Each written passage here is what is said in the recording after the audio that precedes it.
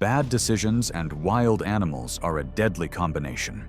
In today's episode, we're looking at the most unbelievable animal attacks ever recorded. From a wilderness blogger who deliberately lured a grizzly bear outside a remote Montana cabin, to a spearfisher who strapped bleeding fish to her waist in shark-infested waters and met a devastating end.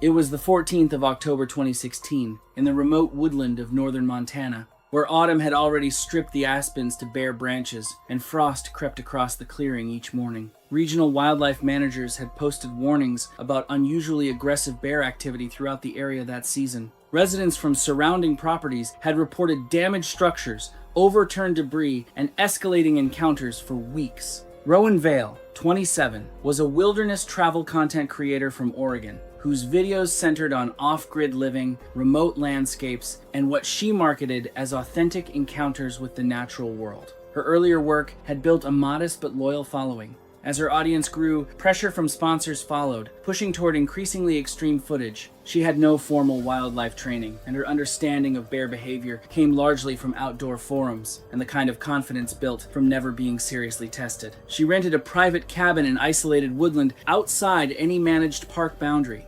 accompanied by a cameraman and a photographer. The nearest occupied property sat over a mile away. Local wildlife managers had already circulated warnings about unusually aggressive pre-hibernation bear activity that autumn, but Rowan treated that danger as an asset rather than a reason to reconsider. And that's the part that stays with me. The warnings weren't buried in some internal report. They were public, and the response was to treat them as a selling point. Over several days, the group left fish remains and food scraps near the edge of the tree line to attract wildlife for nighttime footage. Wildlife officers later suspected the bear had already been obtaining unsecured food from neighboring rural properties before arriving at the cabin, which would explain how quickly it lost its avoidance behavior around the group. A large grizzly began appearing near the property each evening. At first, it held at the tree line. Over the following nights, it stayed longer, moved closer, and stopped retreating when the group made noise. I think this is where a lot of people reading this for the first time start to feel uncomfortable. Leaving fish remains near a remote cabin in grizzly country during hyperphagia season isn't a gray area. Every piece of outdoor safety literature that covers bear country addresses this directly, and the group did it repeatedly, over multiple days, deliberately. During one encounter, the bear performed a bluff charge after catching the scent of food near the clearing's edge. Rowan dismissed it on camera and continued filming. The moment the bluff charge became dismissed as content is the one I keep coming back to, because that was the clearest possible signal that the situation had produced.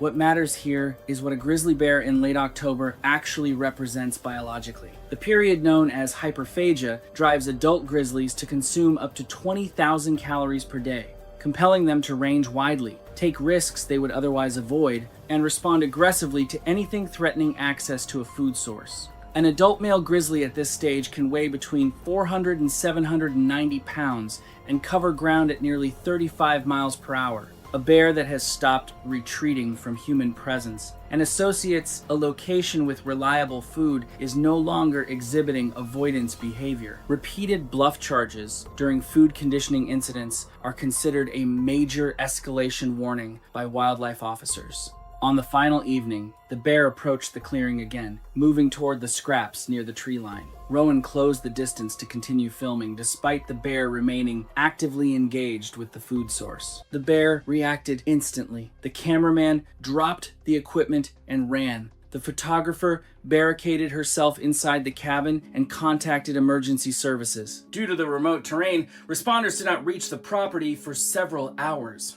Footage recorded during earlier sessions that evening was later reviewed by investigators. At the request of Rowan's family, that material was not publicly released and has remained out of circulation since. Wildlife officials confirmed the bear had become fully food conditioned through repeated exposure to human attractants. The behavior the group had interpreted as habituation was escalating defensive aggression around a reliable food source. What the subsequent investigation also revealed was that the volume of material left near the tree line over the course of several days was sufficient to establish the clearing as a consistent food source in the bear's behavioral pattern. When I read through the officer's assessment notes, what struck me was the language they used. They didn't describe the bear as aggressive. They described it as conditioned. That distinction matters because it means the animal wasn't acting outside its normal behavior. It was acting exactly within it. The conditions had simply been engineered to make that behavior fatal. Rowan Vale was found deceased at the property. She was 27 years old. The cabin was taken out of service pending formal review, and wildlife managers reinforced regional advisories across the area. What I keep coming back to is that none of what happened was unforeseeable. The bear's behavior escalated in a clear sequence over multiple days. The bluff charge alone should have ended it entirely.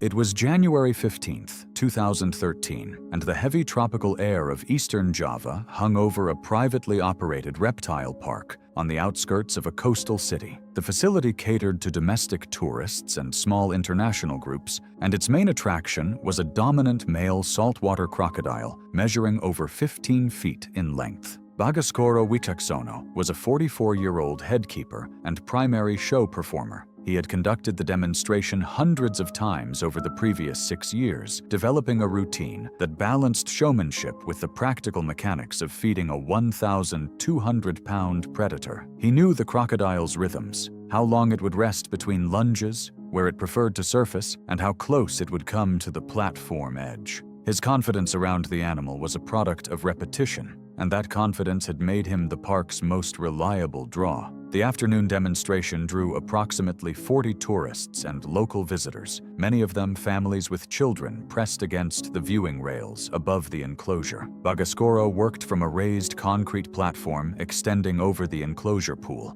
elevated roughly 4 feet above the water's surface. A single low metal bar ran along the pool-facing edge, designed more as a visual boundary than a functional safety barrier. The platform surface, routinely splashed during demonstrations and coated with residue from fish and raw meat, had become dangerously slick. No non-slip matting or textured coating had ever been applied to the concrete. Bagaskoro used a long pole to dangle chunks of chicken above the water, provoking the lunging strikes that audiences came to see. The 15-foot male responded with characteristic aggression, its massive body surging upward to snatch at the suspended food. Each lunge sent water cascading onto the platform, further coating the already slippery concrete. Saltwater crocodiles are the largest living reptiles, with dominant males commonly exceeding 15 feet in length and weights surpassing 1,200 pounds. They possess the strongest bite force of any living animal, exceeding 3,500 pounds per square inch in large individuals. During active feeding, saltwater crocodiles enter a heightened predatory state in which any movement near the water's surface triggers an immediate strike response. Their attack sequence involves an explosive lunge, a clamping bite designed to secure the prey, and a death roll, a violent spinning maneuver that disorients the victim and can tear limbs or tissue as the animal spins. Once a saltwater crocodile has locked its jaws onto a target, the grip is nearly impossible to break without mechanical intervention. Midway through the demonstration, Bagaskoro stepped back to reposition for a different feeding angle. His right foot landed on a section slick with water and fish residue. His footing gave way instantly. He fell sideways, his upper body pitching toward the pool side of the platform. His hip struck the low metal railing, and his momentum carried his torso over the bar. His right arm dropped within inches of the water's surface. The crocodile had been tracking movement on the platform throughout the demonstration, its predatory responses primed by repeated presentations of food at the water's edge. The sudden appearance of a limb within striking distance triggered an instantaneous response. The crocodile's jaws erupted from the water, clamping onto Bagaskoro's right arm just below the shoulder. The immense bite force crushed through tissue and bone.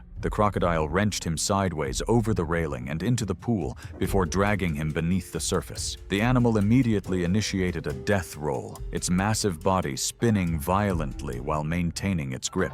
The rotation pulled him under repeatedly, churning the pool into a froth of brown water and foam. Staff rushed to the platform edge with long hook poles and catch poles, striking at the crocodile and attempting to force a release. Audience members later described repeated attempts to reach Bagascoro, but the crocodile's size and the turbidity of the water made effective intervention impossible. The death roll continued in cycles. The animal would pause, reposition, and roll again, dragging Bagascoro beneath the surface each time. Staff eventually drove the crocodile to the far side, using sustained percussive noise and long poles. The effort took several minutes. When the water finally settled, Bagascoro Wicaksono's body was recovered from the shallow end. He had died from a combination of fatal bite trauma, drowning, and blood loss sustained during the prolonged death roll. The investigation by Indonesian authorities determined that the platform lacked adequate non-slip surfacing and functional safety railing,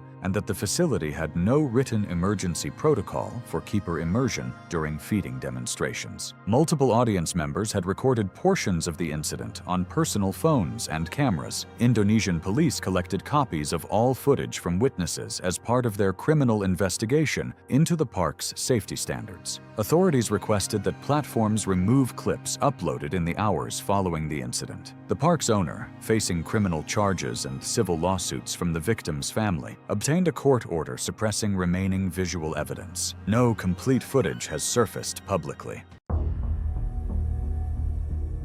It was January 22nd, 2013, and the midsummer sun beat down on the bushveld of Limpopo Province, South Africa. The rainy season had turned everything green and lush, tall grass everywhere, and the rivers all running full. Thunis Voslu was a 58-year-old semi-retired cattle farmer who lived with his wife, Maretha, 55, on a 10-acre property along a seasonal tributary of the Limpopo River system. The property included a large earthen dam that collected seasonal runoff, creating a permanent body of water surrounded by reeds and muddy banks. 6 years before this, Thunis found an orphaned hippo calf stuck in a drying pool after the floods pulled back, maybe 100 pounds, small enough to lift into a truck. Against the advice of neighbors, a local veterinarian, and provincial wildlife officers, he brought it home and raised it in the dam. He named the hippo Doeko. Over 6 years, the animal grew into a mature male,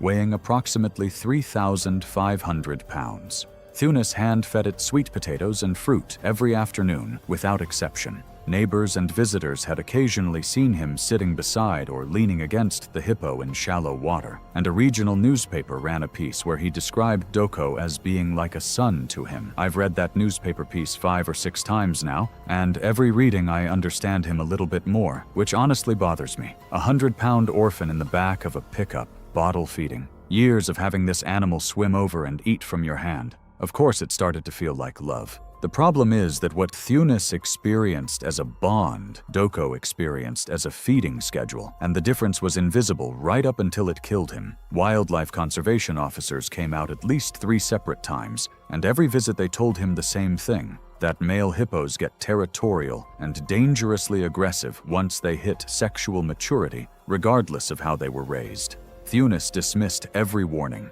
Neighbors reported increasingly alarming behavior over the previous year. The hippo charging the perimeter fence when people passed, bellowing at night, lunging at dogs near the water. Thunis maintained it was harmless. I need someone to walk me through how you watch a 3,000-pound animal charge your fence, hear it screaming every night, see it snap at dogs near the water, and then stroll down to the dam the next afternoon with a bucket of sweet potatoes. The only explanation that makes sense to me is that Thunis stopped seeing a hippo a long time ago. He saw his son, and his son would never hurt him. On the afternoon of January 22nd, Maretha was inside the farmhouse. Thunis walked the familiar dirt path to the dam carrying a bucket of sweet potatoes, as he had done every afternoon for 6 years.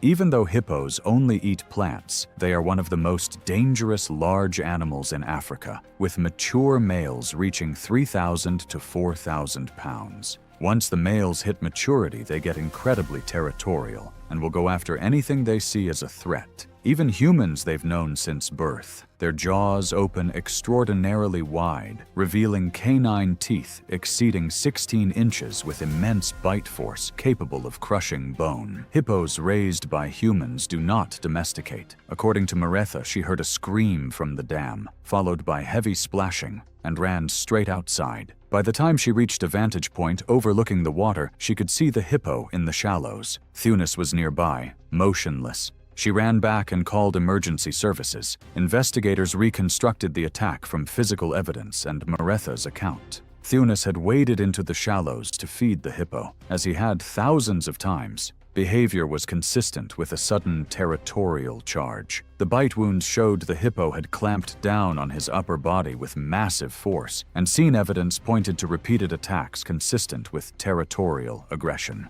His injuries were not survivable. He'd done this thousands of times. Same path, same bucket, same afternoon light on the water, and the visit that killed him looked identical to everyone before it. I keep searching for whatever changed on January 22nd, and investigators believed years of increasing territorial behavior had likely reached a point where familiar human contact simply no longer mattered. By the time it showed, Thunis was already standing in the water. Emergency responders got to the property about 45 minutes later, and Thunis was pronounced dead right there at the scene. Wildlife authorities later euthanized the hippo, citing the danger posed by a fully mature territorial male that had killed after years of escalating aggression. The wildlife officials used the words tragic but predictable, and I wonder what that sounded like to Maretha. She watched her husband walk to that dam every afternoon for 6 years, heard him talk about Doko the way people talk about their children, and then one afternoon she heard a scream from the water and ran outside and found him lying motionless in the shallows. Predictable. I wonder if that word made it easier for her or if it made everything immeasurably worse. On April 19, 2015, in the Hwange district of western Zimbabwe, the dry season bush stretched pale and open beneath a clear morning sky. Visibility across the grassland was excellent, which is exactly why walking safaris in the region operate under strict rules about distance, positioning, and movement around wildlife. In open terrain with good sightlines, trained guides have enough time to read animal behavior and route away from escalation entirely. That system works only if the people following the guide actually stop when they are told to stop. Celestia Vanbro, 48, an interior designer from Chicago, had arranged a private walking safari through a licensed operator and had been in the bush since April 16th. She had specifically requested walking format during the booking process, describing a preference for ground-level, immersive wildlife contact. During that same booking call, she had asked multiple times whether the excursion could get her closer than the standard tour, and was told the distance protocols were fixed. She asked again at check-in. She was told again. The operator assigned their most experienced walking guide to the engagement, Amukelo Sitali, 31, fully certified, with 8 years of walking safari experience in the Hwange area. By the second day, Sitali had begun radioing concerns to base camp. His documented communications, reviewed in full during the investigation, showed that Celestia was consistently advancing past his indicated stop positions, closing distance to animals beyond recommended margins, and failing to hold when he signaled. On April 17th, after a full hold near a group of warthogs, she moved toward them, and he physically repositioned between her and the animals. She told him they were warthogs, not predators, and that he was being excessive. On April 18th, while he maintained a standoff observation of a small elephant family he had not yet cleared for approach, she tried to move around him for a better camera angle. He blocked her and told her he would call the approach when he had confirmed it was safe. She told him she had been on multiple walking safaris, that she could read when an elephant was relaxed, and that she was paying for a walking safari, not a standing still safari. He told her, calmly and without escalation, that she had hired him specifically to make this call. On the morning of April 19th, conditions were clear and dry with good visibility across open ground. At approximately 7:15 a.m., Sitali identified a small elephant herd in a tree line approximately 200 feet ahead. The group included adult females and at least one calf. He signaled a full halt and indicated they should angle left, the standard protocol for a close encounter with a breeding herd, designed to give the animals space and time to move off without pressure. Celestia moved forward. African elephants are the largest land animals on Earth. Adult females regularly reach 7,000 pounds or more. At up to 25 miles per hour, a charging elephant covers open ground far faster than a human can clear it on foot. The matriarch of a breeding herd with a calf treats a direct forward approach as an immediate threat. A committed charge does not stop. Distinguishing that from a posturing mock charge requires years of specific field experience in that terrain with those animals. Amukulo Sitali had that experience. Celestia Vanbrugh did not. Operating under a legitimate firearm-free safari protocol, guide Amukulo Sitali used trained distraction tactics to draw a charging elephant away from Celestia Vanbrugh, sacrificing himself in the process, while investigators later confirmed his actions fully matched emergency procedure and cleared both the operator and Celestia of wrongdoing. I think about Amukulo Sitali every time I go back through this case. He was 31 years old. He had been flagging this situation by radio since day 2.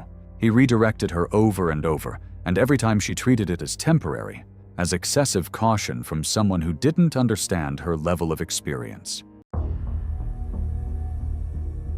It was the 3rd of November, 2017, and the late autumn sun sat low over the southern Egyptian Red Sea. The offshore reefs south of Marsa Alam drew experienced divers for dramatic wall dives along coral drop-offs that plunged into deep blue water. The area was also known for oceanic white-tip sharks, a pelagic species that basically patrols the open water beyond the reef edge. Vadim Kuznetsov was a 29-year-old son of a Russian industrial magnate, traveling with 2 friends on a private liveaboard charter along the southern coast. He was a certified advanced open water diver with about 50 log dives, competent enough for recreational wall diving, but still pretty inexperienced with strong currents and deep drift dives. He carried a GoPro on every dive and honestly spent more time filming than actually watching what was going on around him, something the guide had already spoken to him about on 2 previous dives during the trip. The liveaboard anchored at a reef known for strong currents. The dive guide, an experienced Egyptian who knew the local systems well, briefed the group on the plan. Descend along the wall to about 80 feet, drift south with the current, then ascend along the wall and surface near the boat. He stressed staying close to the wall and maintaining visual contact at all times. The group descended. The current was stronger than forecast, and over several minutes it carried the group further along the wall than planned. Kuznetsov fell behind while filming a school of barracuda, and when he looked up, the others had drifted around a bend in the wall and were no longer visible. This one genuinely scares me more than the others because Kuznetsov wasn't reckless. He just made one bad call under pressure and that was it. One decision and everything changed. Instead of attempting to relocate the wall and rejoin the drift route, Kuznetsov abandoned the wall and ascended directly into open water. He surfaced alone, roughly 300 feet from the reef edge. The liveaboard was intermittently obscured by swell and distance, and the water beneath him dropped from the reef wall into deep, open water. Oceanic white-tip sharks are historically associated with numerous open water disaster fatalities, particularly involving shipwrecks and downed aircraft. Adults reach 8 to 10 feet and weigh between 150 and 350 pounds. Unlike reef sharks that tend to flee from humans, oceanic whitetips are notably persistent and investigative around isolated swimmers or divers. They approach slowly and deliberately, circling at close range, often making several close passes before escalating to physical investigation. Kuznetsov was floating on the surface, inflating his surface marker buoy and scanning for the boat. A pale shape with distinctive white-tipped fins appeared briefly beneath him, partially visible through the water column, then disappeared. The white tip returned, making several close passes, closing distance incrementally each time. Kuznetsov attempted to stay vertical in the water and keep facing the shark. On one pass, the shark bumped him with its snout. The shark disappeared momentarily, then came back from a different angle. After several increasingly close passes over the next minute, the shark suddenly lunged. The shark struck high on his thigh, biting deeply before pulling away. Kuznetsov kicked and struck at the shark's head. It released, circled, and bit again, this time hitting his arm. The second bite caused severe arterial damage in the forearm, likely involving the brachial artery. Combined with the leg wounds, the blood loss was rapid and overwhelming. The dive guide surfaced with the rest of the group near the reef wall about 4 minutes after Kuznetsov. They spotted his surface marker and motored the dinghy toward his position. By the time they reached him, the water around the marker was clouded. Kuznetsov was barely responsive, drifting in and out of consciousness. The crew recovered Kuznetsov and began emergency treatment aboard the liveaboard. He lost consciousness during recovery efforts and could not be revived. He was pronounced dead after transfer to emergency services at the Marsa Alam port. The investigation documented the strong current conditions and diver separation. The liveaboard operator cooperated fully, and the dive guide's briefing and protocols were reviewed and found adequate. The recovered footage documented the separation but did not capture the attack itself. No shark mitigation response was undertaken. 4 minutes. The guide surfaced 4 minutes later, and it was already done. I keep wondering if there's any version where 4 minutes would have been fast enough, and I really don't think so. On the 19th of March 2014, the rainy season had already changed the roads of southern Tanzania into something dangerous. In Ruvuma region, weeks of rain flooded rivers and roads, yet local communities continued traveling despite dangerous, rising waters and disrupted crossings. Jabari Mwenda, 44, had spent years driving passengers between remote villages and district towns. His 12-seat transport van was one of the few reliable ways people moved through the area. Farmers, families, and children relied on the road for travel, and Jabari's knowledge of flood-prone routes made him a trusted guide. That morning, Jabari was returning from a family visit with his wife, Afia Mwenda, 40, their 17-year-old daughter, and their 13-year-old son.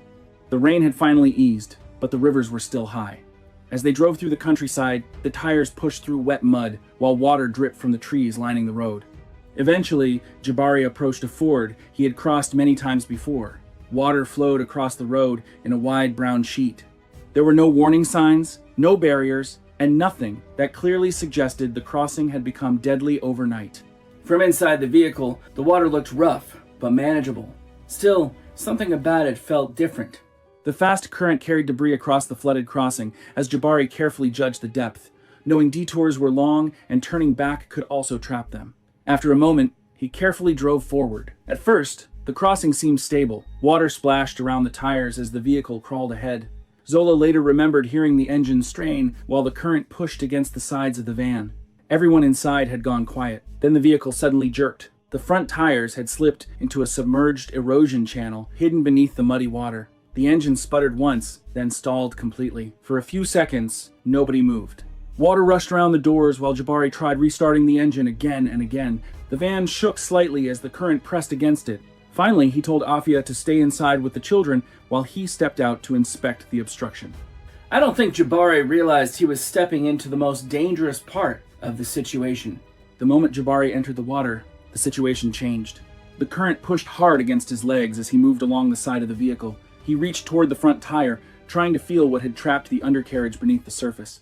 Then the water exploded beside him. Zola heard a splash, and her father's shout before a crocodile surged from muddy water, attacking Jabari in seconds. Jabari grabbed at the side of the vehicle, trying to hold himself above the surface as the crocodile twisted backward into deeper water. The animal thrashed with terrifying force, pulling him sideways through the flooded crossing. His body slammed against the side of the van as muddy water surged around him. Inside the vehicle, the children screamed. Afia immediately opened the door despite the danger. Zola reportedly tried yelling for her mother to stay inside, but Afia was already moving into the floodwater toward her husband. The crocodile dragged Jabari farther from the vehicle. For brief moments, parts of him surfaced above the water before disappearing again beneath the violent churning current. Afia struggled forward against the flood, reaching toward him as the water rose around her waist. That was when a second surge erupted nearby. Investigators later believed either the same crocodile redirected toward Afia or another crocodile had already been in the flooded crossing area. Zola saw her mother suddenly lose balance as the water around her burst apart. Afia disappeared almost instantly beneath the surface. The entire attack lasted less than a minute. Inside the stranded vehicle, Zola grabbed her younger brother and forced him away from the doors and windows. Outside, the muddy floodwater slowly calmed again. The violent splashing stopped. The crossing returned to silence except for the sound of rushing current. Their parents were gone. For hours, the two children remained trapped inside the stalled transport, alone in the flooded Ford. Every movement in the water outside terrified them. Neither child dared leave the vehicle. Later that morning, another vehicle traveling the same route discovered the stranded transport. The driver found Zola and her younger brother still inside, shaken and crying but alive. Rescue teams soon arrived and began searching the flooded river system downstream. Recovery operations continued through the day. Human remains were eventually located farther along the riverbank. Authorities later confirmed both deaths. No warning signs or crocodile monitoring existed at the crossing, while floods rapidly expanded rivers, creating hidden, dangerous predator zones.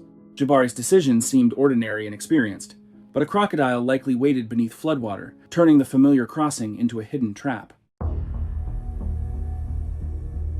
On the 14th of August 2018, at a licensed exotic animal facility near Orlando, Florida, the late afternoon sun was still pressing heat into the concrete paths as the facility moved through its closing procedures. Visitor attendance had thinned to end-of-day levels, and operational focus had shifted to the nightly rotation, the controlled process by which animals are temporarily shifted to off-exhibit holding dens while cleaning. Crews work through the enclosures. Callista Moreau, 24, produced social media content built around confrontational interactions, boundary testing encounters with security personnel and employees, recorded and uploaded as entertainment. Investigators confirmed she had entered the employee-only service corridor running behind the tiger exhibit while actively filming. The corridor was not ambiguously marked. Restricted access signage was posted throughout its length in multiple formats. The format of her content required the sign to be visible when she crossed it. The sign being there was part of the bit. That's what makes this particular case hard to sit with. The holding dens where the tigers had been secured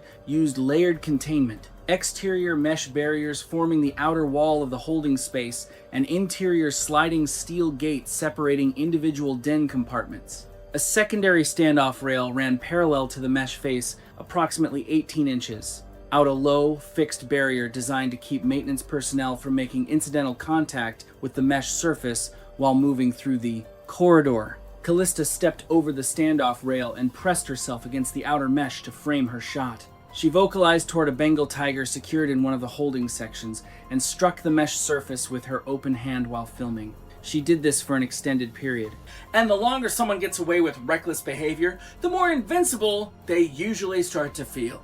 While repositioning herself against the mesh for a different camera angle, she applied lateral pressure to a maintenance latch on the mesh frame. The latch had not fully seated after the cleaning rotation conducted earlier that day, a mechanical deficiency that had not been identified before the facility entered its closing hours. Under the pressure she applied while shifting her weight, the latch displaced. The gap that opened was not large. The tiger forced a forelimb through it immediately and made contact with her left arm and shoulder. She was pulled hard and fast against the mesh. A tiger's forelimb grip carries immense force, and the claws had already driven deep into the soft tissue of her arm. She had no meaningful distance to create in the narrow corridor, and no leverage to pull away. The animal continued to pull, tearing through muscle and compressing the major vessels in the brachial region. Staff reached the corridor within minutes, and deployed emergency deterrent equipment to drive the animal back from the mesh. The injuries to her arm and shoulder were severe, extensive soft tissue loss and vascular damage to the brachial region. She was transported with active hemorrhage and died in surgery approximately 2 hours later. She found the unseated latch because she had stepped over a safety barrier and spent several minutes pressing herself against the mesh of a tiger holding den. That's the only reason it mattered. A maintenance deficiency in a corridor no visitor ever enters is not a danger to anyone. She made it one. The investigation identified the unseated latch as a procedural failure from the cleaning rotation, and post-cleaning inspection protocols were reviewed and updated. The finding was genuine, and the facility addressed it, but the latch doesn't explain what she was doing in the corridor. It doesn't explain the standoff rail on the ground behind her. The camera documented all of it. It was running the entire time. It was the 18th of July 2016, and New Smyrna Beach in Florida was already crowded by mid-morning. Heat sat heavy over the water, and the surf was unsettled waves coming in fast, the kind that stir sand off the bottom and keep the water churned and brown close to shore. New Smyrna is on Florida's east coast, and people who study sharks know it well. It is not because the water is super dangerous or scary. Most people swim there and are totally fine. It is because the warm, shallow water is a perfect place for small fish to gather, and wherever small fish go, sharks follow to eat them. That morning, a lot of small fish were already swimming near the beach. Lifeguards walked around warning people to be careful because they could see shark fins in the water where the fish were eating. This was normal for New Smyrna, but it was still a real danger. The water was also very cloudy from the waves and sand, so you couldn't see more than 2 feet in front of you. Patricia Driscoll was 27. She worked independently, picking up freelance video work, outdoor content, travel footage, the kind of material that gets packaged and sold. People close to her described someone wired to act first and think second. Not careless in a deliberately dangerous way, but impulsive. The kind of person who sees something worth capturing and moves toward it before pausing to consider what else might be in the frame. That trait had served her well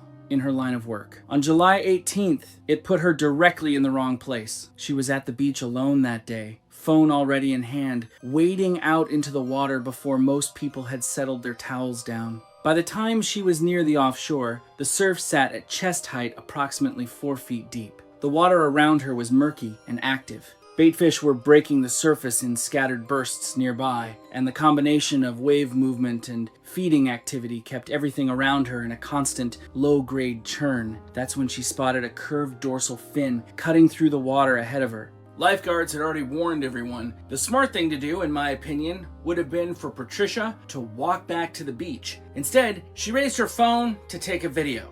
She assumed the fin belonged to a dolphin. That's not an irrational assumption on its surface. Dolphins and bull sharks share the same coastal feeding water along Florida's east coast, and from chest-deep surf with near-zero visibility, telling the two apart isn't always easy. But the decision that followed is harder to explain. Rather than creating distance, she turned partially away from open water, extended her arm outward, and began framing a selfie aimed at where the fin had been moving. Bull sharks working through a baitfish school aren't targeting people, but they respond aggressively to close-range movement and disturbance in low-visibility conditions, and Patricia was standing in exactly that environment, surrounded by surface activity with less than 2 feet of visibility in any direction beneath her. The shark made contact without any readable warning. A single bite struck across her upper thigh and hip area deep, and with enough force to knock her sideways into the water. She attempted to push back upright, but the shifting sandy bottom and the incoming surf worked against her. Before she could stabilize her footing, the shark made brief secondary contact in the same area, widening the wound further before pulling away into the murk below. Lifeguards reached her within minutes. She was pulled back towards shore and treated at the scene, but the injury itself was the problem. A deep wound to the upper leg in warm, open water produces a rate of blood loss that is nearly impossible to control in field conditions,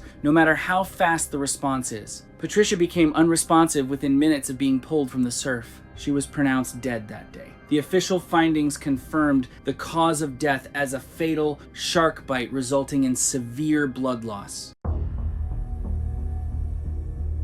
It was the 3rd of August 2014 in the tropical savanna bushland of the northeastern Northern Territory, where the dry season had left the scrub brittle and the ground cracked hard underfoot. Rocky outcrops broke the flat terrain at intervals, and fallen dry brush collected in dense, concealing mats beneath the low vegetation. It was the kind of landscape that looked emptier than it was. Declan Voss was a 26-year-old survival challenge content creator whose brand was built entirely around rejecting modern safety tools. His videos framed personal locator beacons, GPS devices, and emergency communication equipment as symbols of cultural dependency. His audience rewarded the performance of total self-sufficiency, and Declan had come to treat the absence of safety gear not as a risk but as a content philosophy. For his largest project yet, Declan entered isolated bushland in the northeastern Northern Territory, planning to survive alone for 7 days while filming himself. Local guides advised him to carry at minimum a personal locator beacon and a basic medical kit. He declined both, along with a radio and emergency flares, on the grounds that safety equipment compromised authenticity. I'll be direct. Entering the remote Australian bushland without emergency communication equipment is not a philosophy.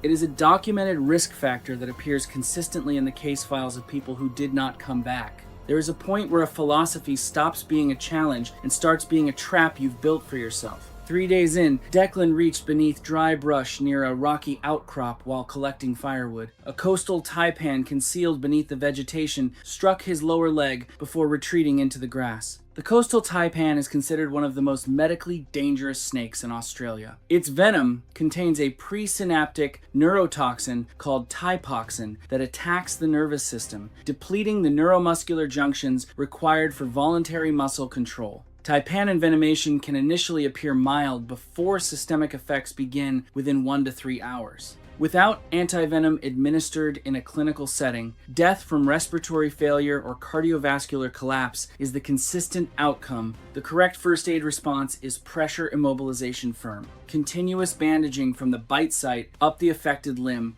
with the patient fully immobilized. Continued physical exertion accelerates systemic venom distribution. Declan attempted to treat the bite using improvised methods from online research, then continued hiking toward his extraction point. That decision, not the bite, is where the outcome was determined. He had been envenomated by one of the most dangerous snakes on Earth, in remote bushland with no way to call for help, and he kept walking. Over the following hours, initial symptoms took hold: nausea, vomiting, and early muscle weakness. Declan continued moving. By the following morning, the deterioration had accelerated significantly. Escalating muscle weakness, deepening confusion, and labored breathing had set in. Severely disoriented, he had deviated far from his planned route by the time search operations were initiated. When he failed to return at his scheduled extraction time, his sister contacted local authorities. Search helicopters were deployed. He was located unresponsive roughly 2 days after the bite, several miles from his intended route. Declan Voss was pronounced dead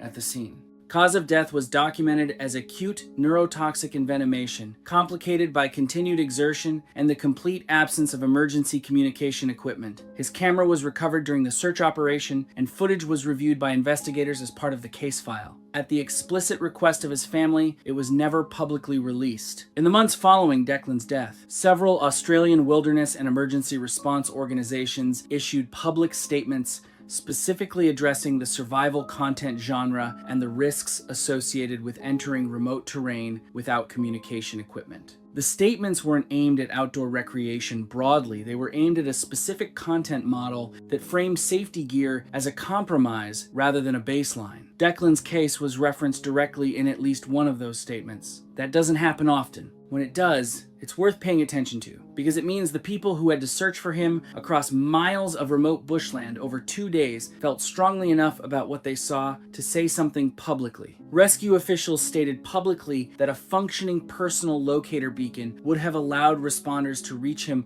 within hours, well within the window where antivenom could have changed the outcome.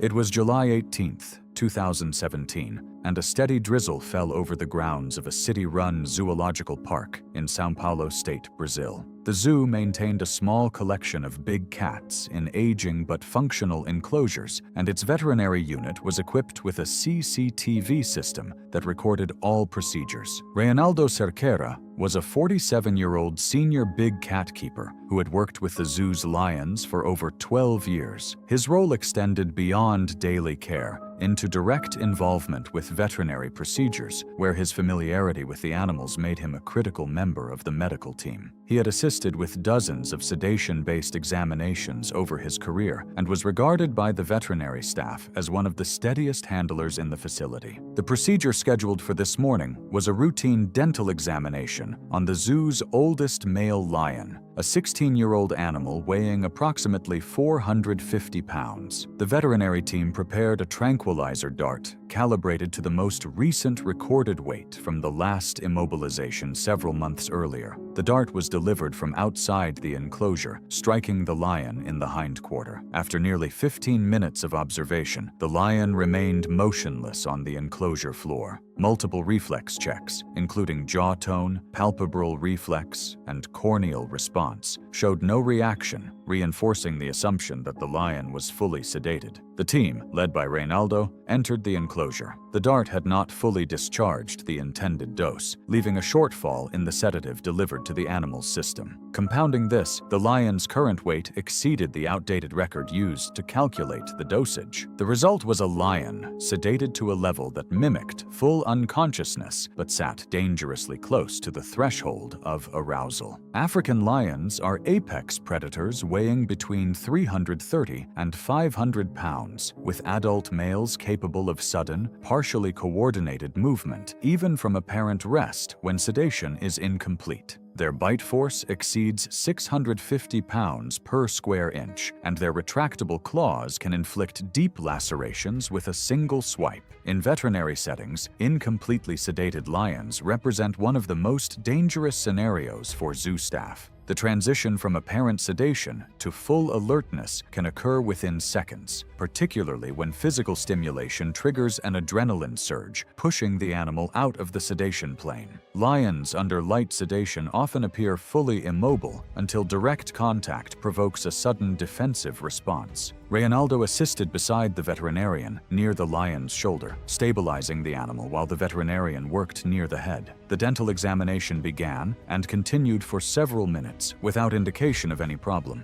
Then the lion's hindquarters twitched, a single, distinct, muscular contraction that rippled across the animal's flank. Reynaldo noticed the movement immediately and called out a warning. Before anyone could withdraw, the lion's eyes opened. Its body convulsed into motion, sluggish at first, the movements uncoordinated from the partial sedation, but escalating rapidly as adrenaline surged through the animal's system. The lion reacted to the closest movement. Reynaldo was directly beside its shoulder, his hand still positioned near the animal. The lion's mouth clamped onto Reynaldo's forearm with crushing force. Simultaneously, a front paw swept outward, claws extended, striking him across the chest and the side of his neck. The lacerations opened deep wounds across his upper torso. According to accounts from the veterinary staff, Reynaldo remained between the lion and the rest of the team as they scrambled toward the enclosure door. Whether this was deliberate positioning or the result of the lion's grip preventing him from moving could not be determined with certainty. Staff outside deployed a second tranquilizer dart, but the supplemental sedation required time to take effect. In the intervening seconds, the lion inflicted critical injuries to Reynaldo's neck and upper torso. The veterinary team evacuated through the enclosure door. By the time the supplemental dart took full effect and staff re-entered, Reynaldo Cerqueira was unresponsive on the enclosure floor. He was pronounced dead at the scene from severe lacerations and bite trauma to the neck. The investigation determined that the initial sedation had been incomplete due to the dart not fully discharging and an inaccurate weight estimate. The zoo suspended all sedation-based procedures pending a comprehensive protocol review. The zoo's veterinary CCTV system had recorded the incident in full. Brazilian federal prosecutors subpoenaed the footage as part of a workplace safety investigation. The victim's family subsequently petitioned under Brazilian privacy law to block public distribution, citing dignity protections for the deceased. The footage remains sealed in federal records and has never been released.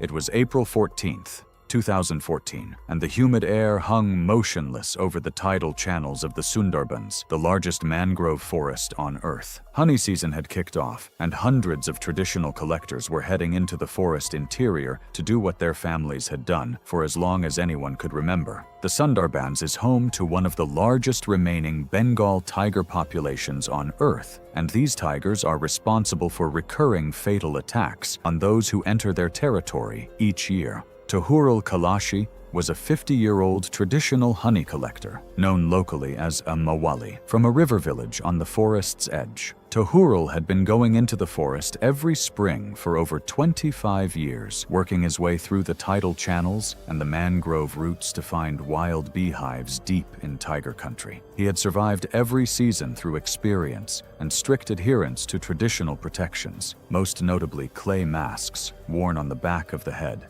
to confuse tigers that prefer to ambush from behind. His son, Noor Kalashi, 22, was accompanying him for the third consecutive season. The group headed into the forest on April 11th, 6 collectors carrying machetes, smoke torches, and drums. They went by wooden boat, pushing deeper into the mangrove over 3 solid days of good harvesting. On the morning of April 14th, Tohurul identified a large cluster of wild beehives in a mature sundari tree, roughly 200 yards from the channel bank. Getting to the hives meant pushing through thick, waterlogged vegetation where you could barely see a few feet in front of you.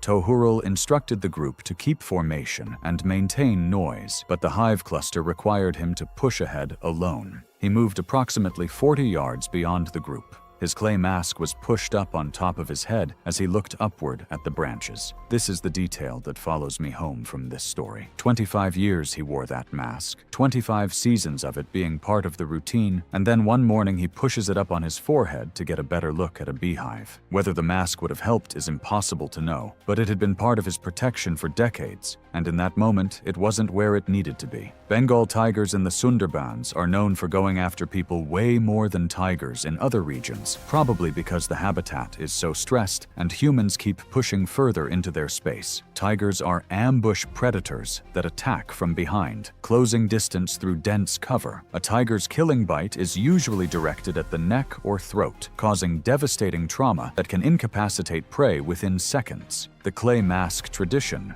directly acknowledges the rear attack pattern, though their effectiveness remains debated and inconsistent. Wildlife officers considered it likely the tiger had already been moving through the area when the collectors approached. Tohurul had walked directly into its space. According to what Noor and the other collectors told forest rangers afterward, they heard this brief cry that got cut off almost immediately, then the sound of thrashing and something big crashing through the vegetation. The group rushed toward the sound. By the time they arrived, the tiger had dragged Tohurul approximately 15 yards into the mangrove tangle. They could see him on the ground, the tiger positioned over him. The collectors shouted and banged machetes against roots. The tiger retreated briefly, but did not leave. When two of them moved closer toward Tohurul, the tiger came right back and dragged him further into the mangroves. From what the group could see, he had taken catastrophic wounds to the neck and head, and he wasn't moving by the time the tiger pulled him away a second time. With no firearms, there was nothing more they could do.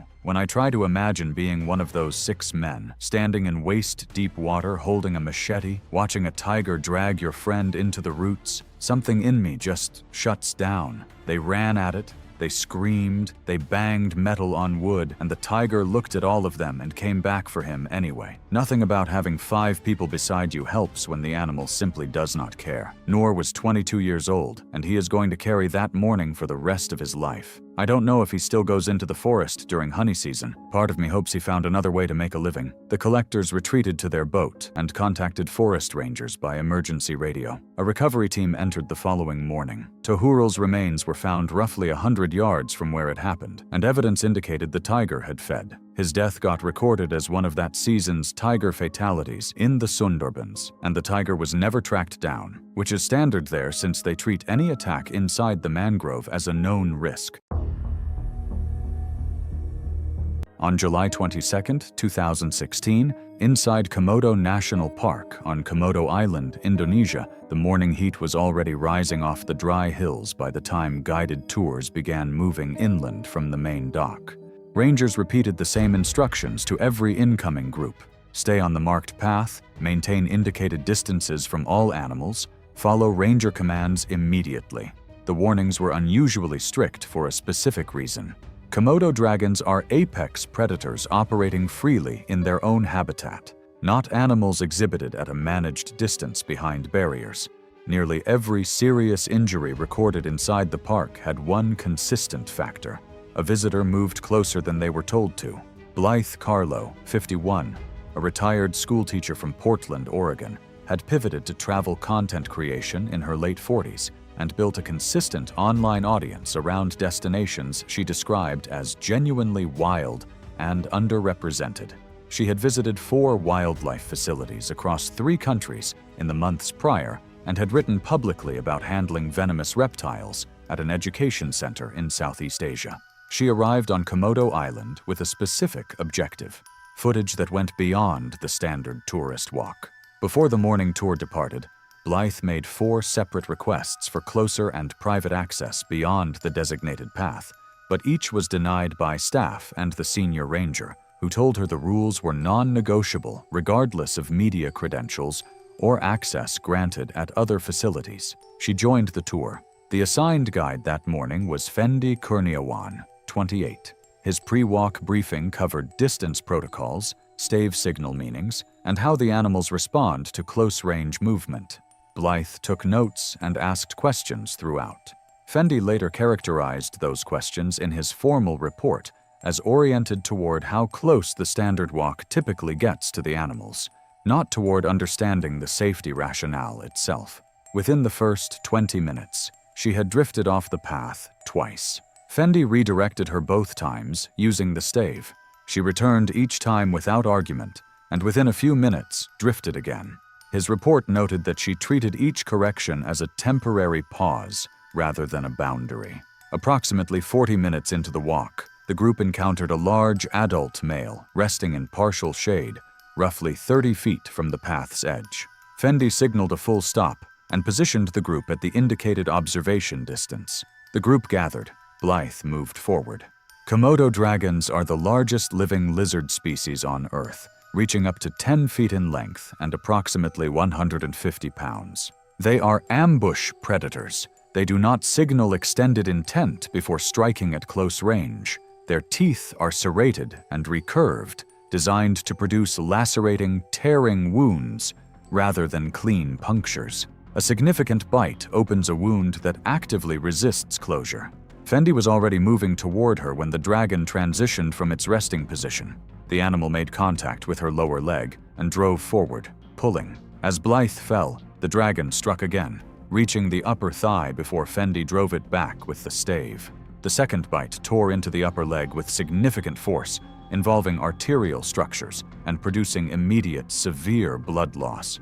She was unable to bear weight. Other group members had cleared the path. Fendi applied field first aid immediately, managing blood loss while calling for evacuation. A boat was summoned to transport her to a medical facility on Flores Island, a process measured in hours given the island's remoteness. By the time advanced surgical care was accessible, the blood loss from the arterial involvement had progressed beyond the point where stabilization was achievable. She died at the Flores Medical Facility. The investigation confirmed that Fendi had followed correct procedure throughout, redirected Blythe twice before the attack, and intervened immediately when it occurred. No findings were made against park staff or operations. 3 drifts, each one a small individual decision to move a few feet past the same line. The dragon did not need her to rush it. It needed her to be close enough. On the third pass, she was.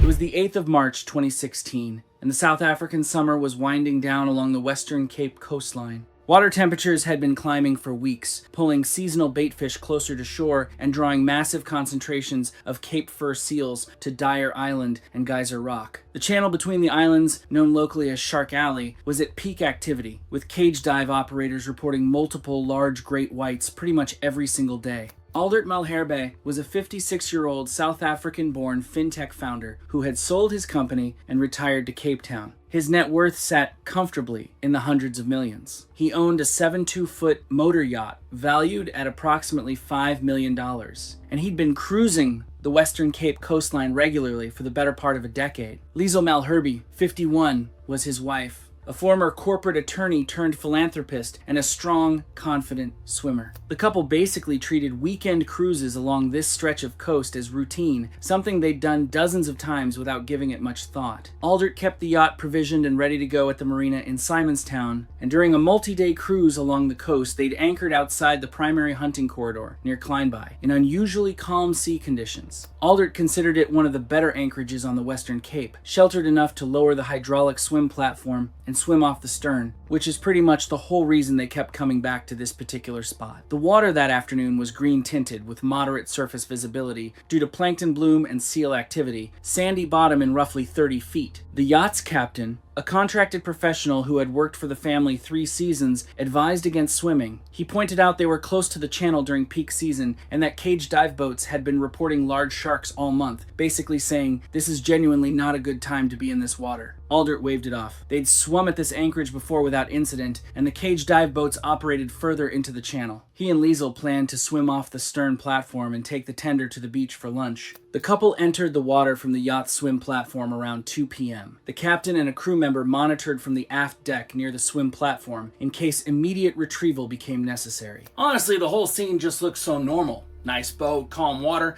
couple going for a swim on a sunny afternoon. The captain standing right there watching them, and none of it mattered. I realize saying they ignored a warning sounds like a simple story, but it's genuinely not. When you've done the exact same thing a dozen times in the same spot and nothing's ever happened, the warning just stops registering as something real. A large great white, estimated at roughly 14 to 16 feet, had likely been moving through the channel. The yacht's hull, the swim platform activity, and the movements of the two swimmers created movement and vibration detectable to a nearby shark under favorable conditions. Great white sharks are one of the largest predatory fish species on Earth, with adults commonly exceeding 15 feet and weights over 2,500 pounds. They are ambush predators that often strike from below in a rapid vertical attack, powerful enough to crush bone and cause fatal blood loss within minutes from a single high-force bite. The Malherbes had been in the water about 10 minutes, swimming near the stern platform. The shark's approach was undetected. The first strike appeared to hit Aldert from below, while he floated roughly 15 yards from the yacht. The force lifted him violently at the surface. Investigators later believed the bite struck the lower torso and hip area, causing massive pelvic and vascular trauma. Liesel was about 10 yards away. She saw the disturbance, saw blood spreading rapidly across the surface. She turned and swam toward the yacht platform. The captain and crew member were already moving toward the stern. The shark released Aldert and disappeared beneath the surface. Liesel was swimming toward the platform when the crew spotted the shark circling back toward the stern. The shark struck the lowered hydraulic swim platform from below, the impact buckling the platform mechanism and cracking the transom seal where it met the hull. Water immediately began flooding into the engine compartment through the compromised stern. The platform lurched violently as its hydraulic arms gave way. Liesel, still partially on the collapsing platform, was thrown back into the water. She surfaced screaming in water already heavy with blood. The shark was still in the area. Investigators later believed it struck her once in the confusion before the crew hauled her aboard. Liesel was pulled fully aboard with severe injuries to her left leg. Blood was pooling across the listing deck. The yacht was already listing to stern as water poured through the damaged transom. The bilge alarm sounded almost immediately as the stern dropped lower. The captain attempted to motor toward Kleinby, but the flooding overwhelmed the bilge pumps within minutes. He radioed the local maritime rescue service as the stern settled lower into the water. The crew deployed the tender and transferred Liesel aboard, but the yacht grounded on a sandbar, roughly 200 yards from the anchorage, as the stern went under. Aldert's body was recovered from the water by the maritime rescue crew that arrived shortly after. Aldert had died from catastrophic blood loss from the initial strike. The pelvic and lower torso injuries were likely unsurvivable. Liesel was conscious, but deteriorating rapidly in the tender. Despite the crew applying pressure to her wounds, she lost consciousness before the rescue vessel reached them. She was pronounced dead alongside her husband at Kleinby Harbor. The investigation noted the anchorage's proximity to a well-known seasonal transit route for seals and sharks. The captain's warning was documented. Damage to the yacht's transom and swim platform was photographed and found consistent with a large great white. The yacht was declared a total loss. Authorities did not initiate a cull. A $5 million yacht, half underwater on a sandbar, with the stern gone, and the couple who'd been swimming off it 10 minutes earlier were both dead before the rescue boat reached them. I genuinely cannot get that image out of my head. On the 23rd of August 2013, the Calloway family drove deep into the mountains of northwestern Wyoming toward a remote backcountry trailhead, nearly 12 miles from the nearest paved highway. The remote Wyoming trailhead became silent at night as the family slept inside their locked SUV, believing it offered more protection than a tent, though they knew it wasn't foolproof. Merritt Calloway, 48, had spent most of his life in mountain terrain. He coached high school athletics in Montana, but outside work he hunted, hiked, and camped regularly. His family trusted his judgment outdoors because he was careful and organized. He carried bear spray within reach of the driver's seat and had already talked with his family about grizzly safety before the trip. That night, Merritt, his wife Sandra, and their 2 teenage children settled into the SUV after dark. The plan was simple: sleep at the trailhead, wake before sunrise, and begin hiking in the morning. The vehicle was locked. Their supplies were packed carefully in the cargo area. Food had been stored inside a hard cooler in the back of the SUV, something many outdoor travelers did routinely while sleeping in vehicles. At first, the night passed quietly. The family eventually fell asleep beneath the cold mountain air outside while the forest remained dark and still around the parking area. Sometime later, something changed. Sandra would later say she woke suddenly to a strange movement rocking the SUV. At first, she did not fully understand what she was feeling. The vehicle shifted slightly again, as if someone outside had pushed against it. Then came a scraping sound along the rear side panel. Merritt woke up almost immediately afterward. For several seconds, the family stayed completely still inside the dark vehicle, listening. Another heavy impact hit the SUV. This time the entire frame shook hard enough to rattle the windows. Outside, something large moved around the vehicle. I've always found persistent animal behavior more worrying than sudden aggression. Sandra later remembered hearing deep breathing and scratching sounds near the cargo area. The noise circled slowly around the SUV while claws scraped against metal near the rear wheel well. A grizzly bear had been working the vehicle before they woke, sniffing, circling, and testing the panels repeatedly. Investigators later reconstructed the timeline based on claw marks, dent depth, and disturbed soil patterns around the tires, evidence of sustained, persistent investigation rather than a brief passing encounter. Whatever had drawn the animal, it had not left. Inside the SUV, the family sat in near darkness, listening to the animal move around them. The vehicle rocked again. A teenager asked what was happening as Merritt strained to see through dark windows, with no lights outside, only shifting shadows. Then came another loud impact near the driver's side door.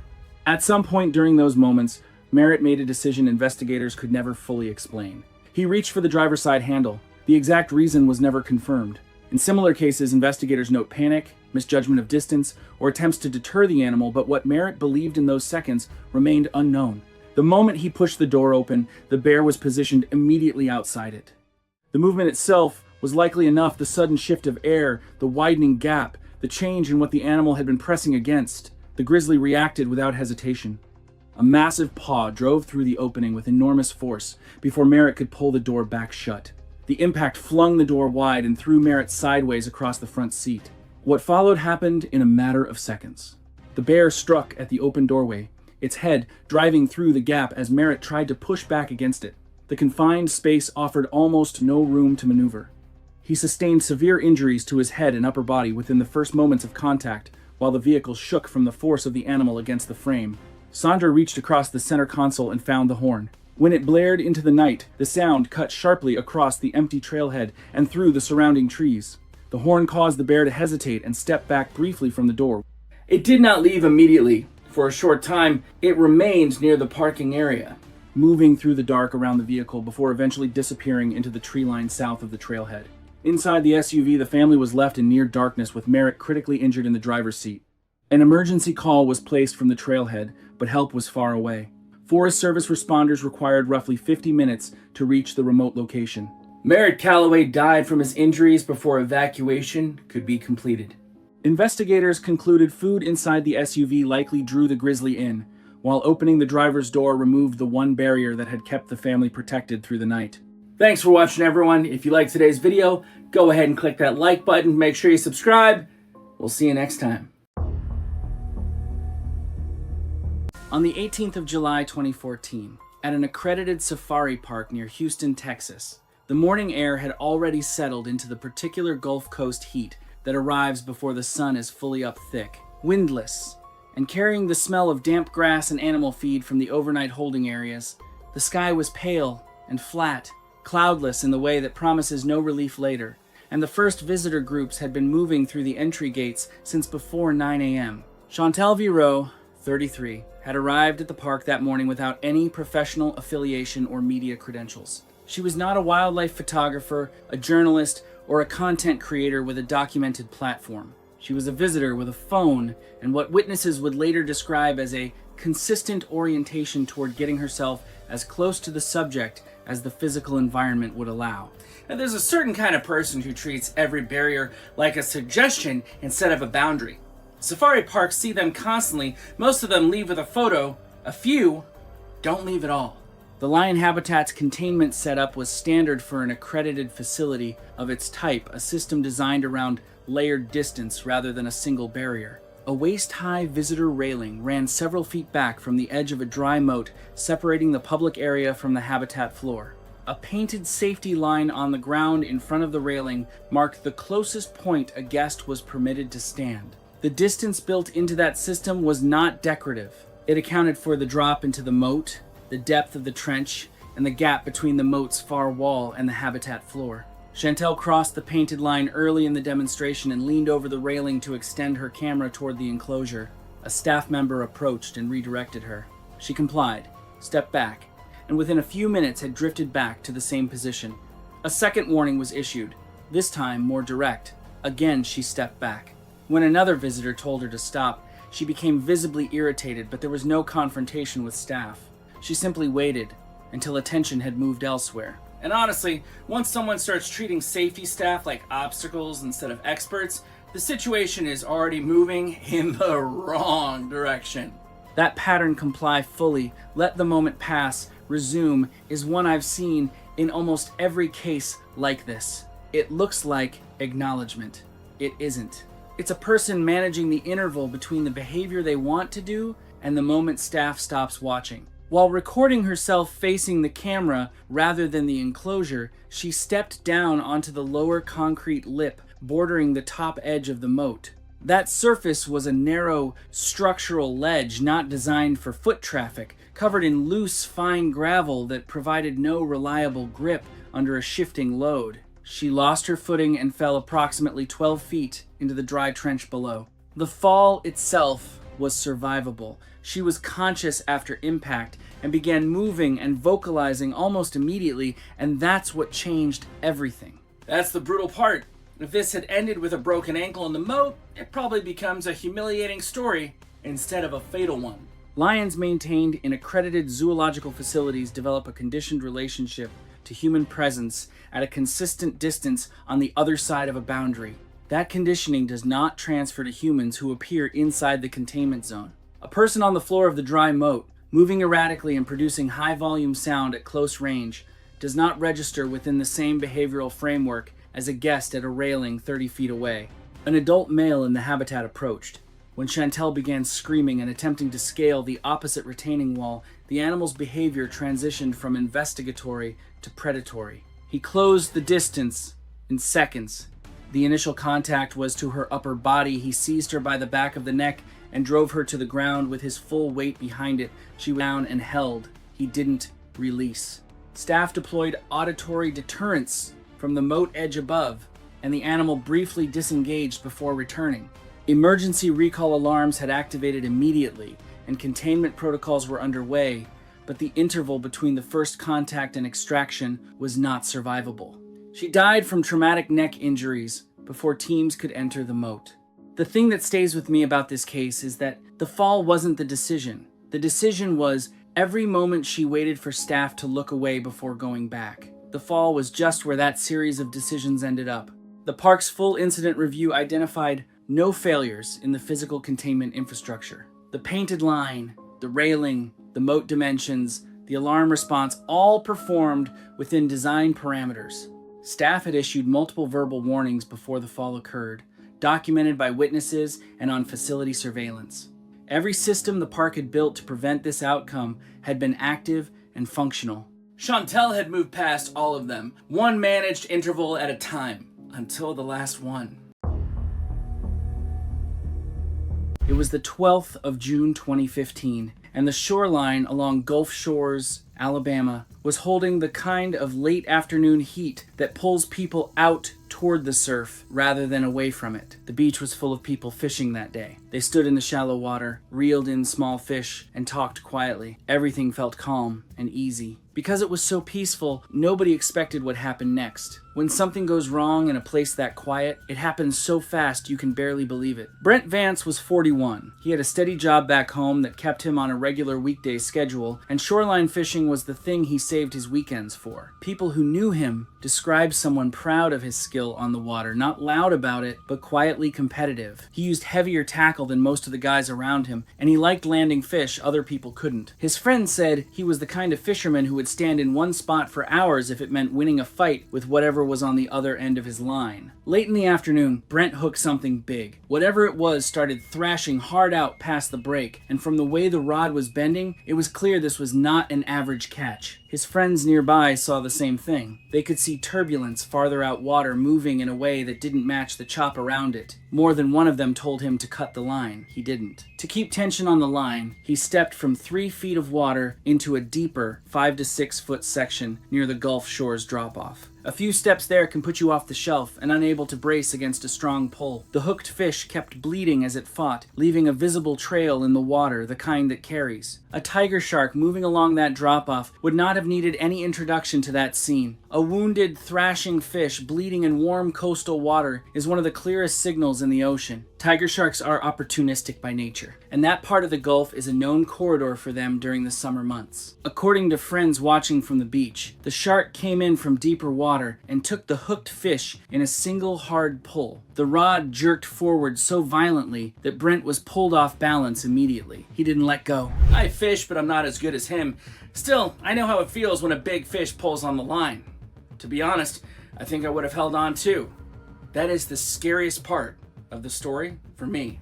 The shifting sand under his feet was already working against him, and the deeper water meant he had nothing solid to plant against. As the line stayed live and the shark stayed on the fish remains, Brent was pulled farther out. Witnesses said his hands and forearms got caught up in the struggle line, rod, and movement, all happening at once in shallow surf that was no longer shallow for him. Heavy tackle is built to handle force, not to release it gracefully. When the pull is bigger than the angler is what gives way. He let go of the rod eventually, but by then he was already off the shelf and in trouble. The shark, the fish, and the bleeding water were all in the same close space he was trying to back out of. Contact with him came in the middle of that turbulence. His friends described the surface going chaotic, then watched him go under. He did not come back up. The whole thing, from the first hard pull to the moment they lost sight of him, played out faster than any of them could react from the beach. A friend pulled the now slack line back in from the beach a short time later. That line is part of what investigators worked from, along with phone video from another person on shore that caught the rod bending hard toward deeper water in the last seconds before it disappeared under the surface. None of the footage showed a clean shot of the shark itself, but the sequence was consistent with everything the friends described. Recovery crews searched the immediate area along the drop-off and located him later that evening in deeper water, well past the point where he had originally been standing. The official findings confirmed Brent's death as a fatal shark-related incident, with the primary cause listed as catastrophic injury and drowning in deeper water after losing footing during the line struggle. No beach closures were issued afterward. The findings were filed, and the stretch of shoreline stayed open the next morning. A small advisory was posted about handling hooked fish during active feeding conditions, but most beachgoers passed it without reading.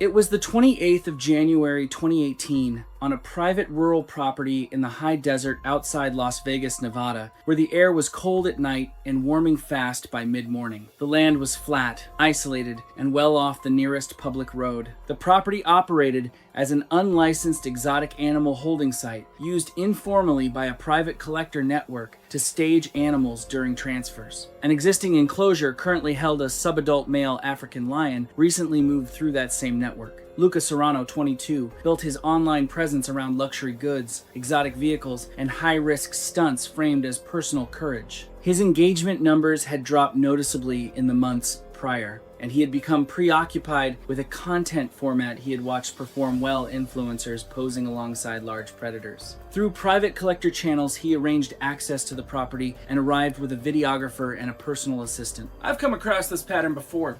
Someone watching a professional do something. Incredibly skill dependent, and concluding that willingness is the real variable. With a subadult male lion in a confined enclosure, that assumption is not even close to accurate. The lion had been flagged by at least one prior handler for behavioral instability around unfamiliar people. It displayed persistent pacing, a recognized stress indicator in captive large felines, and had reportedly demonstrated reactive aggression during recent transfers. That information existed in documentation that either didn't reach Luca or wasn't treated as relevant. Both outcomes are bad. One of them is worse. Before the attack, the behavioral profile of a subadult male lion in an unfamiliar enclosure requires specific understanding. African lions are apex predators capable of reaching over 50 miles per hour in a short sprint. A subadult male, roughly 2 to 4 years old, is in a developmental stage defined by heightened aggression, elevated territorial sensitivity, and impulsive social responses. Persistent pacing in a captive animal at this stage is a documented stress response indicating full arousal. An animal in that state, inside a confined space, presented with an unfamiliar person carrying raw meat, is an apex predator with no established reason or restraint. Luca entered the enclosure carrying raw meat, positioning for close-range footage. The videographer indicated from outside that the distance was unsafe. Luca moved closer. I think about that moment often. The one person with the clearest view flagged it, and the response was to close the distance. Luca genuinely believed his confidence was a variable the lion would respond to. That is not how predator behavior works. The lion's posture changed abruptly, its focus locking forward before it lunged. The filming crew scattered. No one on site was trained or equipped to deploy tranquilizers safely. Emergency responders were unable to access the enclosure for an extended period while the lion remained highly agitated inside. Luca Serrano was pronounced dead before medical personnel could reach him. He was 22 years old. The videographer's footage was seized as part of the investigation. It was not publicly released. Luca's family confirmed they had no interest in the material being made available. Investigators uncovered multiple illegal permit violations connected to the lion's transfer and the property's operating status. The animal had passed through at least 3 different private owners in the months before the incident, none of whom held current legal authority to possess it. Each transfer had been informally documented within the collector network with no outside oversight at any stage. What that means practically is that an animal with a documented history of behavioral instability had been moving through unregulated hands before ending up in an enclosure on an unlicensed property with no qualified staff present. Charges were pursued against several individuals involved, and the collector network faced civil and regulatory consequences. Luca was 22 years old, his engagement was dropping, and he was chasing something he'd seen work online. None of that excuses the decision, but it explains the kind of pressure that can push someone toward one. It was April 7th, 2015, and the air across central Romania carried the damp chill of a season still struggling to turn. A regional municipal zoo on the outskirts of a mid-sized city opened its gates to a mostly empty parking lot. The morning air smelled of damp concrete and animal feed. Budget shortfalls had reduced the staff to a skeleton crew. The zoo housed a pair of Siberian tigers in an outdoor enclosure connected to an indoor holding area by a heavy steel sliding gate. The enclosure itself was a rectangular concrete space, roughly the size of a tennis court, bordered on 3 sides by high walls, and on the 4th by a viewing gallery that had been closed to the public for months due to structural concerns. Maintenance logs dating back over a year had flagged the gate's latch mechanism as unreliable, noting that the bolt did not always seat fully into its housing, leaving the gate dependent on friction rather than a fully engaged locking pin. Replacement parts had been requested, but never approved. Dragomir Petrescu, a 54-year-old senior keeper, had worked at the zoo for over 2 decades. His long tenure had earned him the trust of management and the deference of younger staff, but it had also produced a familiarity with routine that had dulled his attention to protocol. Dragomir had cleaned the tiger enclosure hundreds of times without incident, and that repetition had become its own kind of danger. The zoo used a lockout board system to track animal locations during cleaning. Before any keeper entered an enclosure, the corresponding animal was to be shifted into a holding area, the shift marked on the board, and a second visual confirmation made through the holding pen bars before enclosure entry. On this morning, Dragomir checked the board and saw the shift marked as complete by a colleague from the earlier feeding round. After decades of routine, he relied solely on the board marking and skipped the visual verification. With 2 keepers absent that morning, Dragomir was covering the enclosure alone. He collected his cleaning equipment and entered the outdoor enclosure. The mark on the board had been made in good faith. The colleague had initiated the shift, guiding the male tiger toward the holding area with feeding cues, but the gate's latch had not engaged fully. The tiger, a roughly 540-pound captive male, had initially moved into the holding area, but subsequently forced the partially latched sliding gate open with its head and forelimbs, re-entering the outdoor enclosure. Liviu Aldea, a 31-year-old junior keeper assigned to the big cat section within the last year, was carrying supplies toward the enclosure from the service building when events began to unfold. Siberian tigers,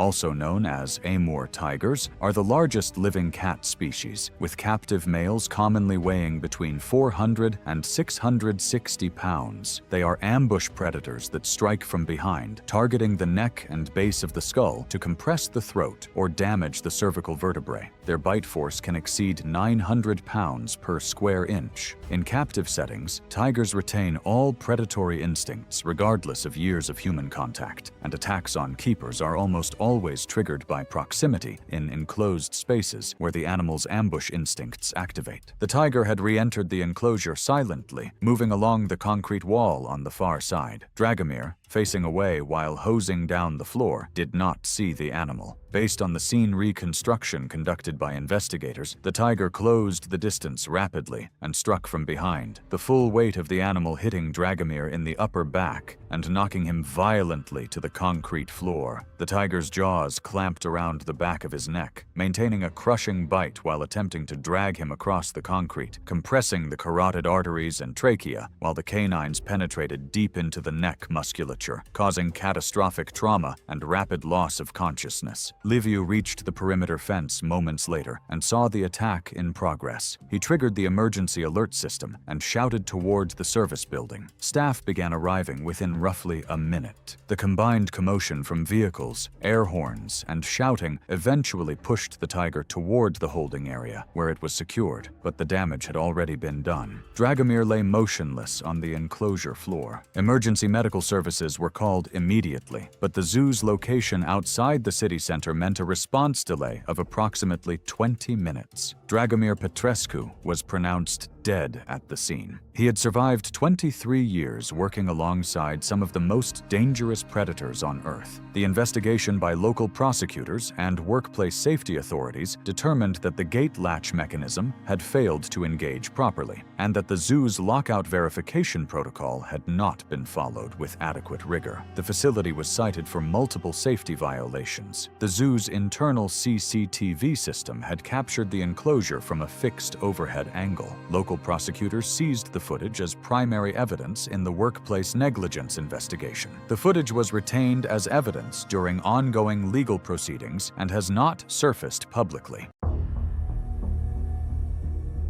It was September 12, 2017, and the late dry season had baked the top end of Australia's Northern Territory into a cracked mosaic of red dirt and bleached grass. It had been over 100 degrees for days straight, and the whole landscape was just shimmering under this cloudless sky. Corwin Haldane was a 55-year-old cattle station hand who had worked remote properties across Arnhem Land for over 20 years. There was this big freshwater billabong on the property that Corwin had been swimming in basically every afternoon for as long as anyone could remember. Most days after work, he'd walk over, leave his boots and shirt on the bank, and just wade in. Earlier that dry season, one of the junior station hands said he'd spotted a big saltwater crocodile in a creek system that connects to the billabong when the water's high. Corwin didn't buy it, said the billabong was freshwater and way too far inland. He had never seen one there. Station management posted warning signs. Corwin ignored them. It started to bother me how often the person closest to the danger is the last one to see it. A junior hand spots one crocodile and reports it immediately. Corwin swims that water every day for 20 years and can't picture anything in it that would hurt him. Daily exposure quietly switches off the part of your brain responsible for keeping you alert, and I'm not sure any number of posted signs can switch it back on.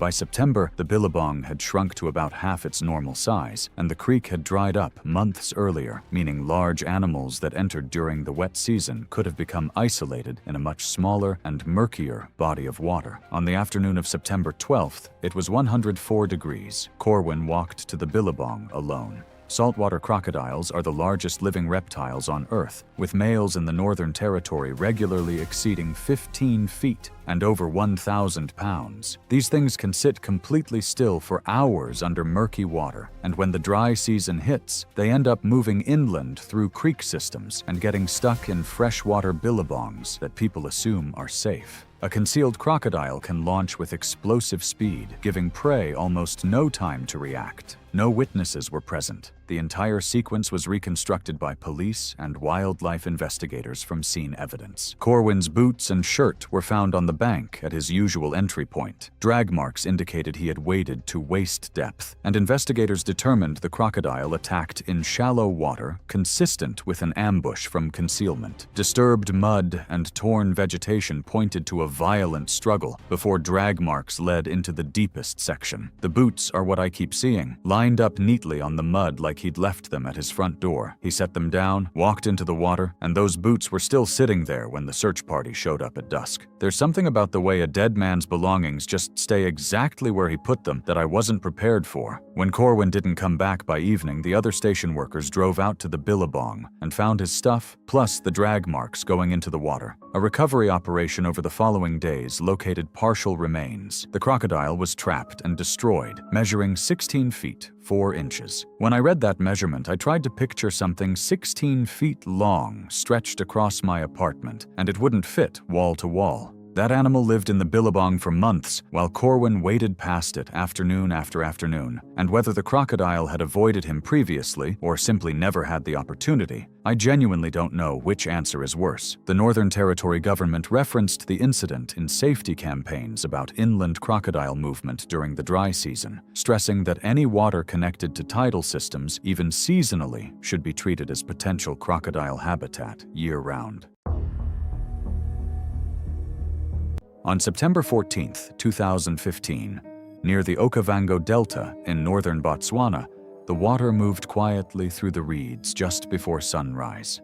Mist hung low over the channels, and the only sounds came from insects, distant birds, and the soft scrape of a wooden mokoro cutting through shallow water. Marceline Thwaite, 43, a real estate broker from Savannah, Georgia, had arrived at a remote safari camp 4 days earlier as part of a guided wilderness package. The camp specialized in close-range mokoro excursions through narrow delta channels where wildlife often moved directly beside the boats. From the moment she checked in, Marceline had established the kind of presence that camp staff recognized immediately. Someone who had arrived with her own complete theory of how things worked and no interest in adjusting it. During orientation and later excursions, Marceline repeatedly questioned safari safety rules and challenged guides over restricted boundaries, arguing the protocols and marked limits were unnecessary, despite repeated instructions from staff.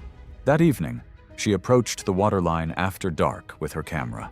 When a staff member redirected her and told her that particular waterline was different, she thanked him and went inside. The camp's pre-departure log for the following morning included a notation about her under a shorthand used for guests, requiring additional attention. The excursion launched just after dawn, with 6 guests and lead guide Kabelo Dintle, 37, operating across 2 mokoros through a dense section of papyrus channels, known for heavy wildlife activity. Before departure, Kabelo delivered his briefing. Remain seated at all times. No camera equipment extending beyond the hull's profile, no standing or leaning regardless of what is spotted. He added one specific note that morning. The channels ahead ran alongside established basking areas, and the reed banks should be treated as live margins at all times. When Marceline said she found the seated rule difficult to work with for photography and that she had done mokoro excursions before, Kabelo acknowledged that and told her the rule was the same on this one. About 40 minutes into the excursion, Kabelo stopped the lead mokoro in a narrow papyrus channel and signaled everyone to stay low and completely still after spotting a faint disturbance along the reed bank. Movement he immediately recognized as something far more dangerous than wind or current. Nile crocodiles are among the most dangerous predators in Africa and are present throughout the Okavango Delta system in significant numbers. Adults in the delta regularly exceed 12 feet in length and can weigh upward of 900 pounds. They are ambush predators of extraordinary patience, capable of holding position just below the surface, with virtually no visible sign of their presence, eyes and nostrils barely above the waterline for extended periods. In narrow channels, they position themselves along reed banks and wait. Their strike is not a chase. It is a single, explosive lunge from stillness that closes the gap between concealment and contact in under a second. When they make contact with a target in the water, they immediately initiate a death roll, a rotational technique that disorients, incapacitates, and pulls the target below the surface. It is designed to end the encounter before it begins. Marceline saw Cabello signal the stop. She rose partially from her seated position and lifted her camera to angle it toward the reed bank where he had been looking. Cabello told her, in a low and direct voice, "Sit down, now." Ignoring Cabello's warning, Marceline leaned over the front of the Mokoro to extend her camera toward the water, causing the hull to dip toward the reeds where a crocodile hidden less than 4 feet away exploded from the water, dragged her into the channel in a single violent strike, and later led to a recovery operation that confirmed a fatal Nile crocodile predatory attack. Botswana wildlife authorities reviewed the incident fully. Cabello Dintel's conduct throughout the excursion was found appropriate and entirely consistent with safari regulations. Officials noted in their summary that a direct verbal warning had been issued by the guide at the exact moment of the incident and had not been followed. What makes this case difficult to process is how little space there was between the warning and the outcome. Cabello told her to sit down at the same moment the crocodile was within striking range of the hull. She looked back at him, told him she was fine, and leaned toward the water. The animal had been there the entire time, invisible, waiting for exactly that movement. She gave it one. It was the 14th of July 2015, and peak summer had settled over the Exuma Cays in the Bahamas. Water temperatures sat in the mid-80s, the shallows shimmering turquoise under cloudless skies. A commercial fishing operation on a neighboring cay ran daily catch cleaning directly into the channel, separating the islands, dumping blood and offal into the water every afternoon. The repeated waste disposal had reportedly increased shark activity in nearby channels and around several docks. Grafton Killick was a 61-year-old hedge fund manager from Greenwich, Connecticut, who owned a private cay in the Exuma chain. He visited 4 to 6 weeks per year and had been coming for over a decade. The island was basically his escape from Manhattan. No phone calls before 9 a.m., no meetings, just the water and the quiet. His property manager, Deverell Sands, 44, was Bahamian-born and lived on the cay year-round, handling maintenance, logistics, and anything else the island required. Killick's morning swim had been identical for 8 years. Off the dock at 6:15 a.m., half-mile loop around the cay's western shoreline, back to the dock by 6:45. He considered the solitary swim part of his routine and had refused escort boats despite Sands' repeated suggestions. Kinda saw it as his time and didn't want anyone else involved. To Killick, the risk was statistical, the kind of number that applies to other people in other places. Sands had warned Killick about the shark situation repeatedly over the previous 2 years. He'd personally seen bull sharks in the channel near the dock at dawn, sometimes 2 or 3 in the same morning, and had documented it with photographs sent to Killick by email. Killick acknowledged the messages but never adjusted his routine. Sands warned him again on the morning of the 14th. Killick dismissed it. He'd never seen a shark during his swim, and that was basically enough for him. 8 years, same dock, same time, same route, same water. And in his head, every single one of those swims was proof that the next one would be fine too. That's how routine gets you. Doesn't make you brave, just makes you blind. The channel between the cays was about 25 feet deep with a sandy bottom and moderate current. Bull sharks had reportedly been seen repeatedly in the channel for several weeks, drawn by the fish waste runoff from the neighboring operation. Bull sharks are highly adaptable coastal predators associated with a disproportionate number of serious shallow water attacks on humans. Adults commonly reach 8 to 10 feet and weigh roughly 200 to over 500 pounds. Particularly active during dawn and dusk, and repeated fish waste disposal near shorelines can significantly increase their presence in areas they would not otherwise frequent. Killick entered the water at his usual time, and the swim was uneventful for the first 10 minutes as he rounded the western shoreline, swimming a steady crawl about 30 yards offshore in roughly 15 feet of water. Based on Sands' account, watching from the dock with binoculars, as he did most mornings, he saw what appeared to be a large shark moving roughly parallel to Killick in the channel, intermittently visible for several seconds before accelerating. The first bite struck Killick's right leg above the knee. The force dragged him partially underwater. He resurfaced, thrashing. Sands ran for the dock boat. The shark released after the initial bite, but appeared to circle back. Killick was trying to swim towards shore, roughly 20 yards away, when the second strike hit the same leg, tearing deeply through muscle and tissue. A cloud of blood spread rapidly through the water around him. Sands reached him by boat within 3 minutes. He hauled Killick aboard and used a towel and line as an improvised tourniquet high around the leg. The bite had likely damaged the femoral artery. Despite slowing some of the bleeding, Killick was unresponsive by the time the boat reached the dock. He had lost consciousness from combined trauma and blood loss. After stabilization efforts at a local clinic and delays coordinating air evacuation from the outer quays, Killick was airlifted toward Nassau but pronounced dead during the flight. The investigation documented the neighboring fishing operation's waste disposal and the history of bull shark sightings in the channel. No criminal charges were filed, which is pretty standard in these situations since nobody technically broke any laws. The fishing operation was issued a waste management advisory. Sands watched the whole thing through binoculars. The shape in the water, the acceleration, the hit. Got there in 3 minutes with the tourniquet, and it still wasn't enough. How do you process that when you're the guy who warned him for 2 years? On the 9th of July 2016, the dry season had settled heavily across Limpopo province in northern South Africa. Grasslands turned yellow as dust followed vehicles through the bush, while shrinking waterholes forced wildlife closer to reserve roads. That morning, 42 years old, Theron Vosloo drove his family into a private game reserve several hours north of Johannesburg. Once they passed the entrance gate, the paved road disappeared behind them.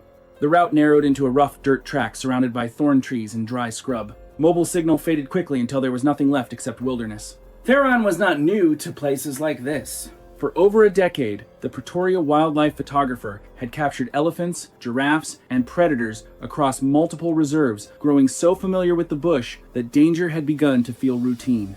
His wife, Surette, sat beside him in the front passenger seat, while their 16-year-old daughter, Namsa, and 13-year-old son, Lwazi, rode quietly in the back. Like many families on safari, they spent most of the drive scanning the bush for movement, while Theron kept his camera resting near his lap, ready at any moment. Reserve rules required closed windows near predators. Vehicles acted as protection, and for hours, the lions they passed ignored the SUV entirely, as expected. The family spotted antelope grazing beneath trees and zebras farther down the road. Occasionally, Theron slowed to photograph through the closed glass. Everything felt calm and controlled. Then, late in the morning, they found the lions. A pride of 7 rested near the road. Theron photographed them from inside the SUV, but the closed windows created a problem he had dealt with before. Reflected sunlight softened details and ruined sharp wildlife shots. In previous reserves, he had briefly rolled his window down for cleaner images and nothing bad had happened. I think that's how dangerous habits usually develop. Nothing happens until one day, something does. So after several quiet minutes of watching the lions lie still, he lowered his window fully. At first, nothing changed. The lions lay calmly, briefly lifting their heads before settling again, and the atmosphere inside the SUV seemed to relax. But 2 of the younger females, near the outer edge of the pride, had already noticed the open window. One kept her gaze fixed on the gap beside Theron. The other, positioned slightly behind and further down the road, had gone very still, in a way that was different from resting. Theron was still adjusting his camera settings when Surette suddenly grabbed his arm. The first lioness was already moving, not charging, not vocalizing, just closing the distance with calm, deliberate focus. The gap between her and the SUV disappeared frighteningly fast. Everything after that happened in seconds. She exploded upward at the open window with shocking speed, her head and upper body slamming against the side of the SUV with enough force to rock the entire vehicle. Her jaws locked onto the area between Theron's shoulder and neck, wrenching him violently against the window frame. Her claws hooked against the door panel for leverage. The camera flew from his hands and struck the dashboard. Surette screamed and grabbed at Theron's arm with both hands, while Lwazi dropped into the footwell behind them. Namsa lunged forward between the seats, trying to help. In the confusion, she grabbed the passenger side interior handle while reaching for the horn controls, accidentally pulling the latch. The passenger door swung open several inches. The second lioness had already circled to that side of the vehicle. She hit the door with her full weight, driving it wide before Charette could pull it shut. The sudden force threw Charette sideways against the open frame. She lost her footing against the seat, and her upper body swung outward through the gap. The lioness grabbed her immediately. Her jaws closed on Charette's upper chest and shoulder as her forepaws hooked against the door frame for leverage. Rather than forcing herself into the vehicle, the animal pulled using the same motion lions use to drag prey away from cover. Charette's body was wrenched further into the doorway, her torso now mostly outside the SUV, while her legs remained tangled against the seat. Namsa grabbed at her mother's legs and pulled back, screaming. The struggle in the doorway lasted only a few seconds, but the damage was already severe. Charette had sustained deep wounds to her neck and chest from the initial bite and the violent twisting force of the drag. On the driver's side, Theron was still fighting against the first lioness, blood spreading across his seat from deep wounds to his shoulder, neck, and the side of his face. His resistance was weakening. Nomsa found the horn and pressed it down hard. The continuous blast cut through the chaos. The lioness on the passenger side released Charette and dropped back from the door. The animal on the driver's side released Theron and fell back onto the road. Both retreated several feet into the dirt. Namsa and Lawazi pulled Charette back inside the vehicle. She was breathing but unresponsive, bleeding heavily from her neck and chest. The Pride nearby remained mostly where they were, watching but not approaching. Namsa grabbed her father's reserve radio from the center console and broadcast for emergency assistance until a response confirmed help was coming. Theron had collapsed against the driver's seat. Lawazi was physically unharmed but remained pressed into the footwell, not moving. Rescuers arrived approximately 20 minutes after the alert and airlifted the family from the reserve. Theron and Charette both died from their injuries. Namsa was treated for deep lacerations across her arms and hands and survived. Lawazi was physically unhurt. The investigation found no operational fault with the reserve. Officials noted that both lions had behaved consistently with natural predatory behavior once the vehicle barrier was compromised on two sides simultaneously. The open driver's window created the first point of vulnerability. The accidentally unlatched passenger door created the second. On the 3rd of March 2015, at a drive-through safari reserve in the Limpopo region north of Pretoria, the afternoon light was already dropping toward gold by the time the later visitor circuits were moving through the carnivore zones. Early autumn in that part of the Highveld brings a specific quality of late-day light, long and amber, angled low across the open ground. A pack of African wild dogs that had been resting in broken shade near the roadside were on their feet and ranging in the loose, coordinated way that marks a pack shifting from rest into an active state. Maribel Knox, 44, was moving through the reserve's vehicle circuit in a personal SUV. The reserve operated a self-drive format through its predator zone under rules communicated in writing at entry, posted on signage throughout the route, and announced via audio at the boundary of each predator section. The rules were explicit. Windows remained mostly closed. No food extended beyond the vehicle. No doors opened for any reason. No occupant exited the vehicle under any circumstances. Maribel had received a verbal warning earlier in the circuit after she lowered her window fully in a non-predator section to photograph Impala. She complied at the time. One warning. Earlier in the day, in a section where the consequence was an Impala photograph rather than a predator response. She knew the rule. She'd already been told once. What changed in the predator zone was the calculation, not the awareness. People like to describe incidents like this as mistakes, but opening a vehicle door around active predators isn't confusion.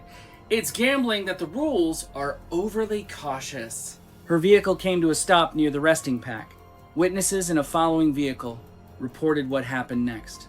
Her door opened. She stepped partially out, 1 foot on the ground, one still in the vehicle, apparently attempting to photograph the pack from outside the SUV. The distance between her vehicle and the nearest animals at that moment was less than 15 meters. 15 meters sound far away to people who've never watched how fast coordinated predators can move. In reality, that's almost no distance at all. 3 animals oriented toward her within seconds of the door opening. A person stepping out of a vehicle is a categorically different stimulus from a stationary vehicle near a resting pack, a novel ground-level presence at close range, during a period when the pack was already in an active behavioral state.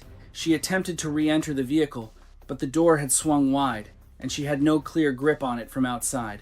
The nearest animal reached her lower left leg before she could pull herself back in. The bite was deep, and she went down partially against the doorframe. Wild dogs in a contact situation do not disengage. The pack converged within seconds. Multiple animals made contact simultaneously, severe lacerations across both legs, repeated bites to her lower body, and one deep bite to the upper inner thigh that severed the femoral vessels. She was conscious throughout. The blood loss from the femoral injury was immediate and severe. Armed rangers reached her within 4 minutes and discharged firearms to force the pack back, but by that point the damage was done. She remained conscious during initial treatment but died during helicopter evacuation from blood loss. The reserve's review confirmed its protocols were correct and fully communicated.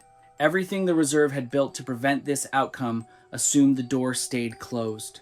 She opened it to get closer to the shot, in a predator zone, with a pack of wild dogs 15 meters away that had been active and ranging for the better part of an hour.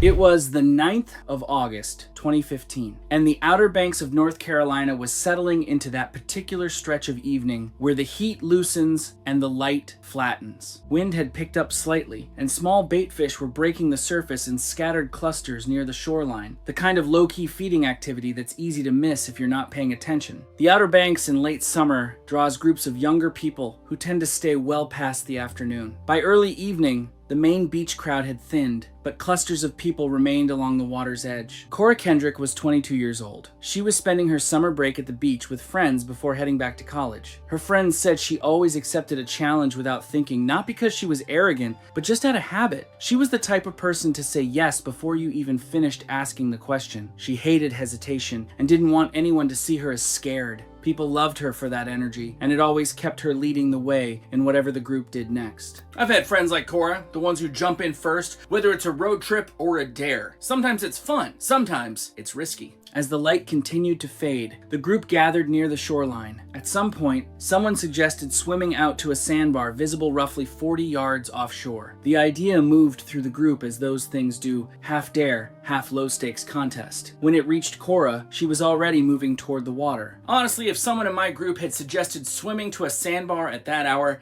I'd probably have laughed it off. Knowing Cora, she would definitely not hesitate.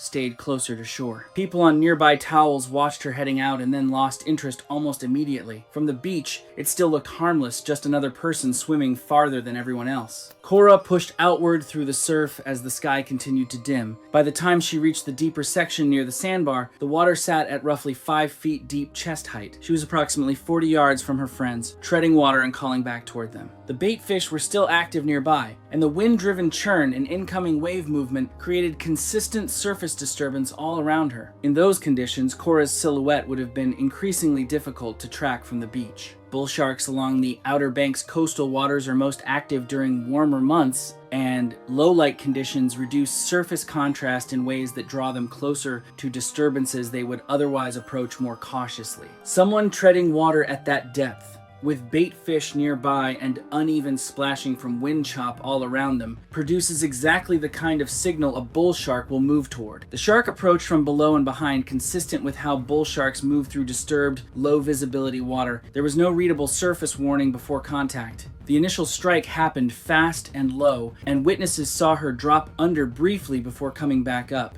When she resurfaced, something was clearly wrong. She wasn't swimming anymore, she was trying to stay upright. Her movements uneven and confined. Witnesses saw heavy splashing after the first strike, but from shore it became difficult to tell whether she was fighting the surf, injured, or still being contacted by the shark. There was no clear second strike visible from shore, just a widening area of disturbance where she had been. Over the next several seconds, her movements became less coordinated, between the chop, the fading light, and the distance. Friends raised the alarm from shore immediately. Responders arrived and began searching near the sandbar. She was located not far from where she had last been seen, drifting just beyond the break. Cora was recovered shortly after the search began. She could not be revived. The cause of death was confirmed as a shark bite, accompanied by severe blood loss and rapid incapacitation in open surf conditions. It was the 9th of March 2015 at a small privately owned reptile attraction in Central Florida where midday heat settled flat across low concrete enclosures and the air carried the mineral smell of standing water. The facility ran live demonstrations and educational presentations, drawing families and regional tourists through a modest set of exhibit areas. Behind reinforced viewing barriers, one enclosure held the facility's largest resident, a massive Nile crocodile used for feeding demonstrations.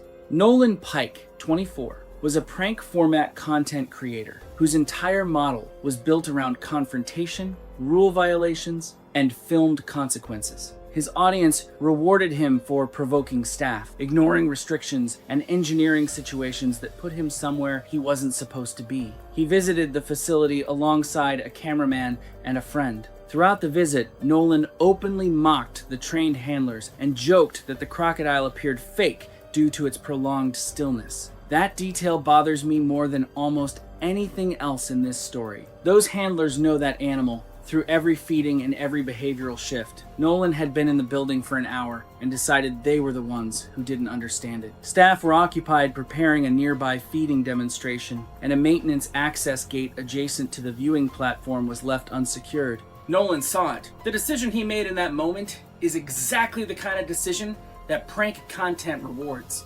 Push past the barrier, get the reaction, film it. The problem is that the animal on the other side doesn't care about the format. What most observers misread about Nile crocodiles is that the stillness is not inactivity, it is the operational state. An adult Nile crocodile can measure between 13 and 16 feet in length and weigh anywhere from 500 to over 1,600 pounds. Their thermoregulation requires extended periods of near motionless basking that leads untrained observers to drastically underestimate them. The recorded bite force exceeds 3,700 pounds per square inch. More critically, a crocodile that has been motionless for hours can cover several feet and close its jaws in a fraction of a second. Most untrained observers never recognize the warning signs before the strike occurs. Nolan slipped past the unsecured gate while the cameraman filmed from outside the barrier. He moved to the edge of the enclosure and leaned over the wall, reaching toward the animal's snout.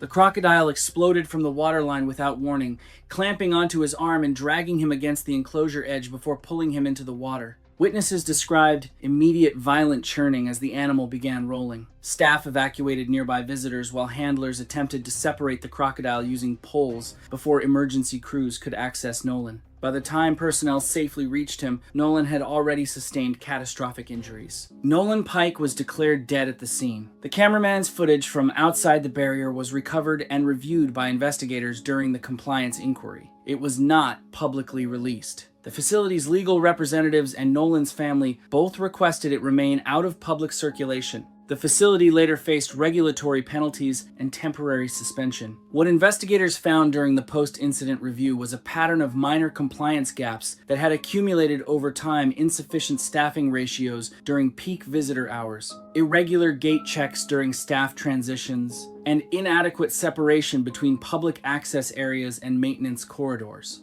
None of those individual gaps would necessarily have produced a fatal outcome on their own. Combined with a visitor who was actively looking for a way past the restrictions, they created a pathway that shouldn't have existed. That's something I think about with a lot of these cases, the way small, individually manageable failures stack up on top of each other until they're not manageable at all.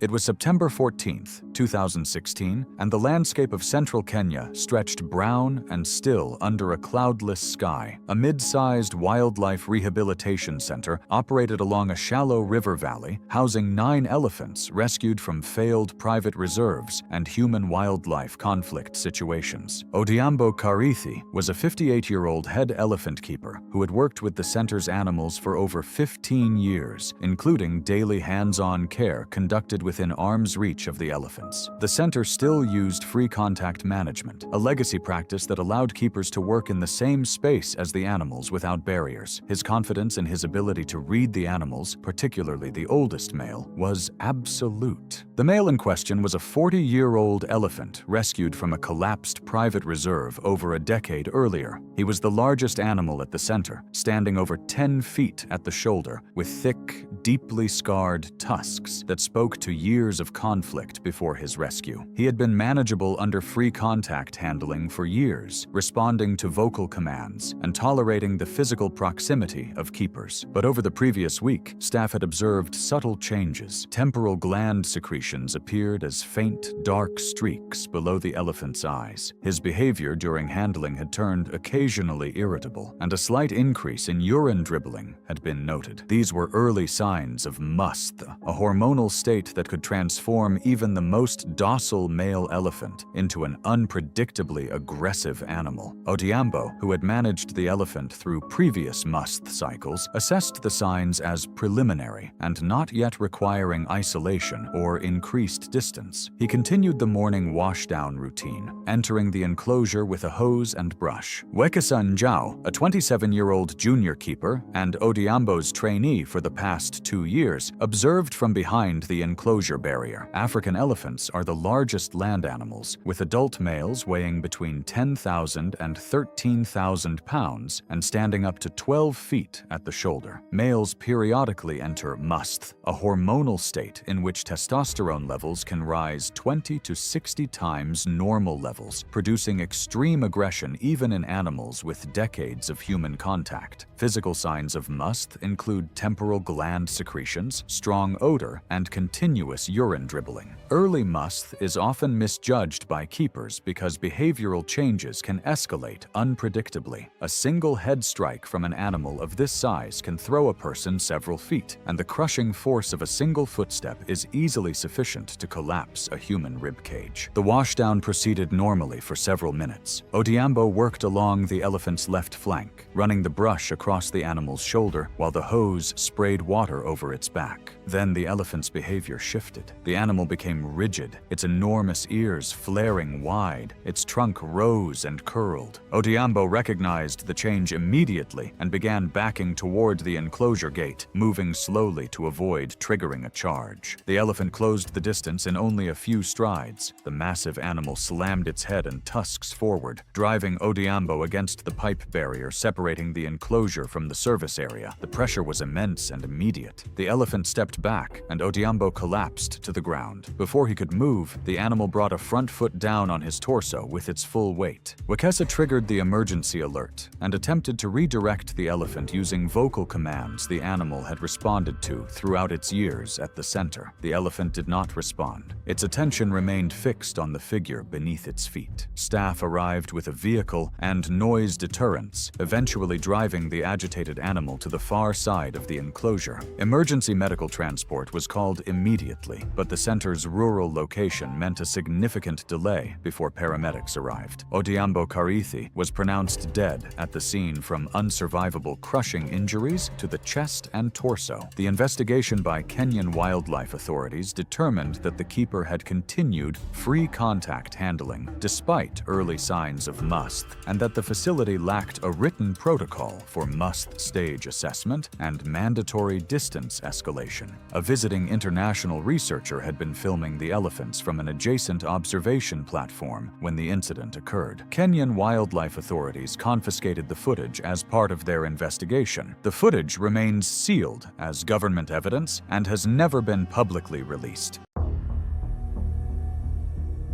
It was October 9th, 2016, and the first hard freeze of autumn had settled across the Flathead Range foothills of northwestern Montana. Overnight temperatures had dipped below 20 degrees. Grizzly bears, though, they were doing the exact opposite of retreating. The weeks leading up to denning are basically the most desperate feeding window of the entire year, and the bears roaming these foothills were running out of time. Doveline Musgrave was a 74-year-old retired elementary school librarian who lived alone on a 5-acre property at the end of a dirt road bordering national forest land. Nearest neighbor was about a quarter-mile away, so she was pretty much on her own out there. She had lived there for over 3 decades with her husband, Harlan, who had died 4 years earlier. His absence left the house quiet in a way she struggled to fill. Roughly 3 years before the incident, she had begun leaving food scraps on her back porch each evening. Bacon grease, fruit rinds, bread, leftover meat, all in an aluminum bowl. Within weeks, a grizzly sow and 2 cubs began visiting, and the visits became nightly. By the second year, there were at least 3 separate grizzlies showing up regularly, and Doveline had gotten into the habit of watching them eat from behind her kitchen door.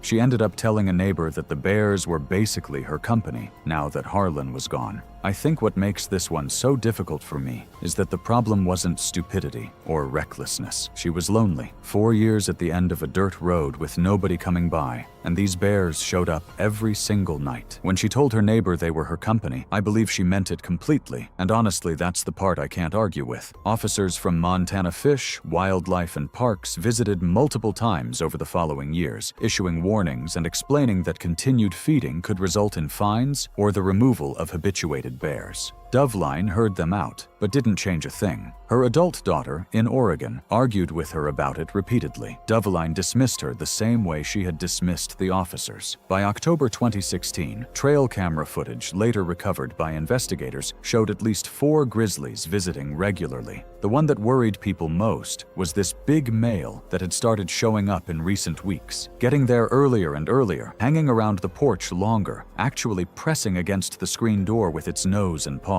Food conditioning had eroded its natural avoidance of human structures entirely. The trail camera footage is what got under my skin when I read through the investigation. There's this 600-pound grizzly pressing its nose against a screen door handle, and on the other side of the glass, a woman is putting scraps into a bowl for it. How do you look at that and not feel 2 completely different things at once? On the evening of October 9th, the temperature was dropping fast. Doveline prepared a bowl of scraps and opened her back door. Grizzly bears are among North America's most powerful predators, with adult males weighing between 400 and 700 pounds. In the weeks before hibernation, they go through this phase called hyperphagia, where they're basically eating non-stop, sometimes over 20,000 calories a day. When food conditioned through repeated feeding, grizzlies may begin entering structures or testing barriers. Wildlife officers consider that level of habituation a critical public safety emergency. The large male was already standing on the porch when Doveline opened the door, closer than any bear had ever been before. The bear pushed through the aging screen door frame almost instantly. What happened next was reconstructed by investigators from scene evidence. The bear pushed through the door into the kitchen, and Doveline was knocked to the floor. Investigators believed the sudden close-range contact inside the confined kitchen triggered a chaotic food-conditioned attack response. Behavior was consistent with a reactive, confused, and explosively aggressive bear in an unfamiliar environment. Scene evidence indicated a sustained mauling in the kitchen, with claw and bite injuries concentrated on Doveline's upper body, arms, and head. For a 74-year-old woman living by herself, those injuries were just not survivable. The bear exited through the back door, which had remained open. I grew up in kitchens that probably looked a lot like Doveline's. Dish rack by the sink, linoleum floor, maybe a radio on the counter. My brain keeps rejecting the idea of a grizzly bear inside that space, panicking with a woman on the floor, because those 2 things don't belong in the same room and never should have been. Doveline's daughter tried calling the next morning and got no answer, so she called a neighbor to go check. The neighbor found the back door open, the kitchen in disarray, and Doveline deceased on the floor. DNA recovered at the scene, and trail camera footage from the property identified the large male as the likely bear involved, and it was located and lethally removed. Someone from the state drove out to that property, sat down, and put the warning on paper multiple times, and she went right back to feeding them that same evening. I've spent more time than I probably should have trying to figure out what else anyone could have done, and I honestly don't have an answer for it. On March 7, 2014, on the rural outskirts of Chiang Mai, Thailand, Priella Onstott, 36, a travel content creator from Austin, Texas, arrived at an informal animal handling property far outside the boundaries of regulated tourism. By that point, she had spent nearly 2 months moving through Southeast Asia, building content around what she described online as experiences you cannot book through a resort desk. Unlicensed wildlife encounters, restricted locations, activities operating in the gaps between formal tourism systems. For Priella, difficulty of access was proof of value. The more off-limits something was, the better the content. In Chiang Mai, a contact connected her to an informal operation on the rural outskirts of the city. Cash only, no signage, no registration, no connection to any veterinary or emergency service. The featured animal that morning was a king cobra, large by the contact's account. The operator who ran the session provided instructions before it began. No sudden movements, no sharp sounds. All body repositioning to be done slowly and deliberately. Priella told him she had handled snakes in informal settings and was comfortable. When he continued with the briefing, she interrupted to say she understood. When he tried to explain the specific behavioral cues to watch for, the raised hood, the head repositioning that precedes a defensive strike, she told him she had read extensively about king cobras and appreciated the caution, but already knew what to look for. She asked whether he could adjust the camera in the corner because the light angle was wrong. He finished his briefing while she repositioned the equipment. She gave him the full attention of someone who had already stopped listening. The session ran for several minutes without incident. Priella was repositioning for a different camera angle when she made a sharp lateral movement, exactly the type of abrupt physical shift the operator had specifically and repeatedly warned against. King cobras, the world's longest venomous snakes, can reach 18 feet in length and are known to deliver repeated strikes when threatened, while their powerful neurotoxic venom attacks the nervous system so rapidly that severe envenomation can overwhelm victims before they reach medical care.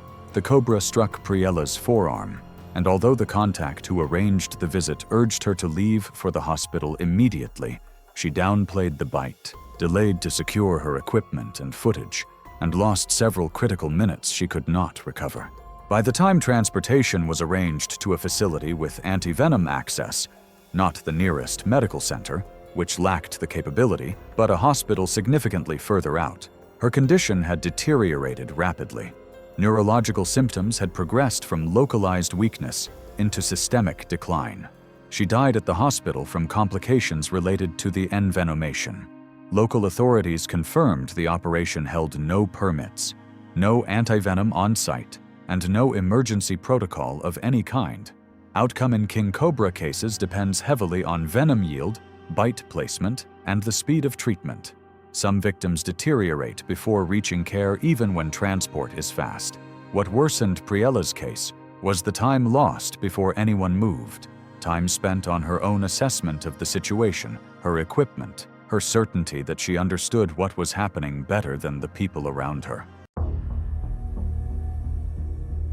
It was the 19th of April, 2014, and the Indian Ocean swell was running clean along the west coast of Reunion Island, a French overseas territory rough 400 miles east of Madagascar. The island had been in the grip of a devastating shark crisis since 2011, with a string of fatal attacks leading the French government to restrict or prohibit swimming and surfing at many beaches. Red flags and prohibition signs were posted at affected access points. Attacks had been linked primarily to both bull and tiger sharks, and honestly, the whole west coast had basically become a no-go zone for anyone paying attention. Thibault Ravenel was a 47-year-old luxury real estate developer based in Marseille. A competitive surfer in his 20s, he still surfed recreationally and had traveled to Reunion scouting the west coast for a boutique hotel site, kinda combining business with what he figured was a long overdue return to waves he'd surfed in the early 2000s. Back then, the shark situation hadn't been anywhere close to what it was now, and Ravenel pretty much seemed to be operating on that older version of the island in his head, the version where you could just paddle out without thinking twice. He found a bay on the southwest coast that matched his development vision. Posted at the beach access point were red flags and official signs prohibiting all water activities due to shark risk. A local surfer in the parking area told Ravenel directly that the bay had been closed for over a year and that a fatal attack had occurred less than a mile south previous season. Ravenel thanked him, but basically brushed it off, saying he knew these waters and the conditions looked fine. Someone reads a sign that literally says, "People have died here.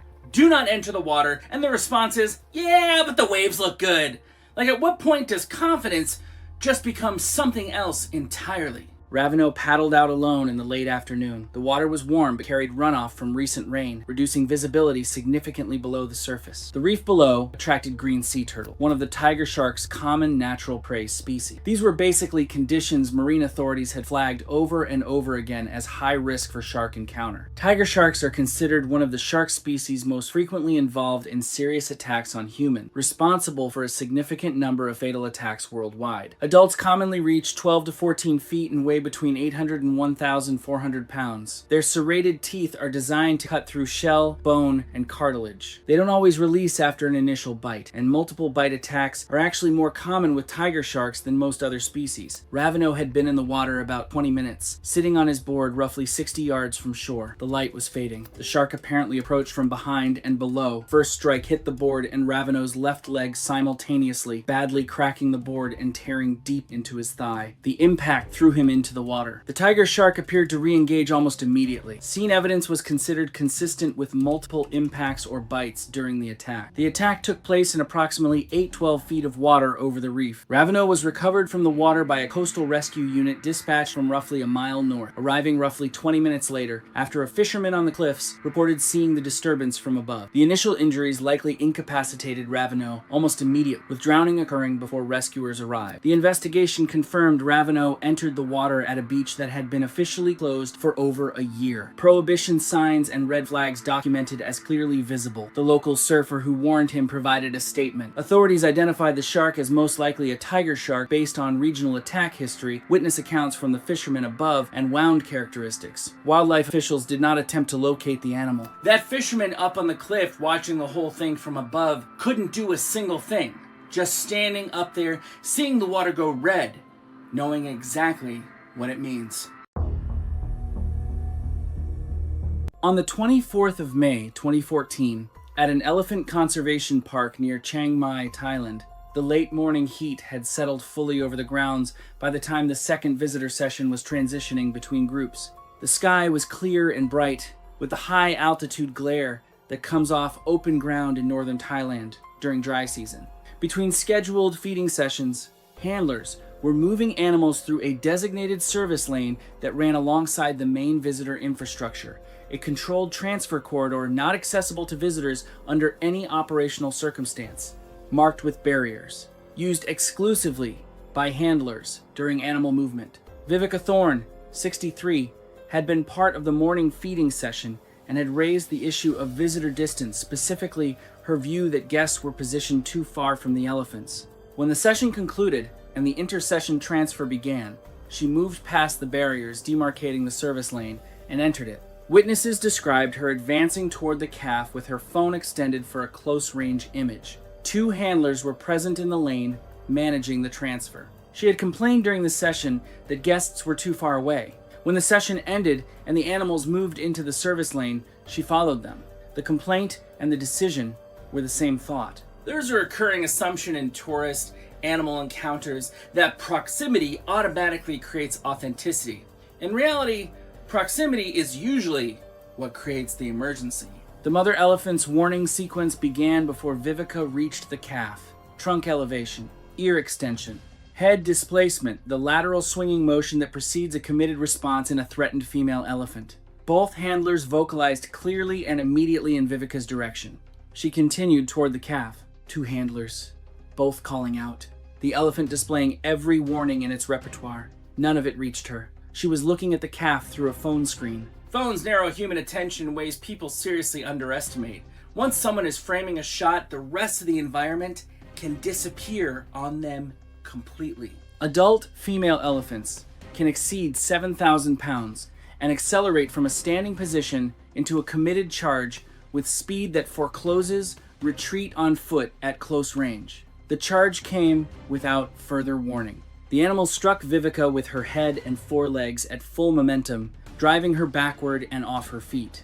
She impacted a wooden fence post behind her with the full force of the collision, the elephant's weight continuing to press forward and pin her against it. She sustained catastrophic thoracic trauma, multiple rib fractures, pulmonary damage, and severe internal hemorrhaging. She was unresponsive by the time handlers were able to separate the animal from her position. She died before emergency medical personnel reached the location. The review of handler conduct found no deviation from correct procedure. Both handlers had been actively managing the transfer and had issued explicit verbal instructions to Vivica before the charge. The lane was closed because what happens in it during a transfer is not what happens on a feeding platform. The barriers made that explicit. The handlers made it explicit again when she was already inside. The elephant made it explicit in the only language it had left.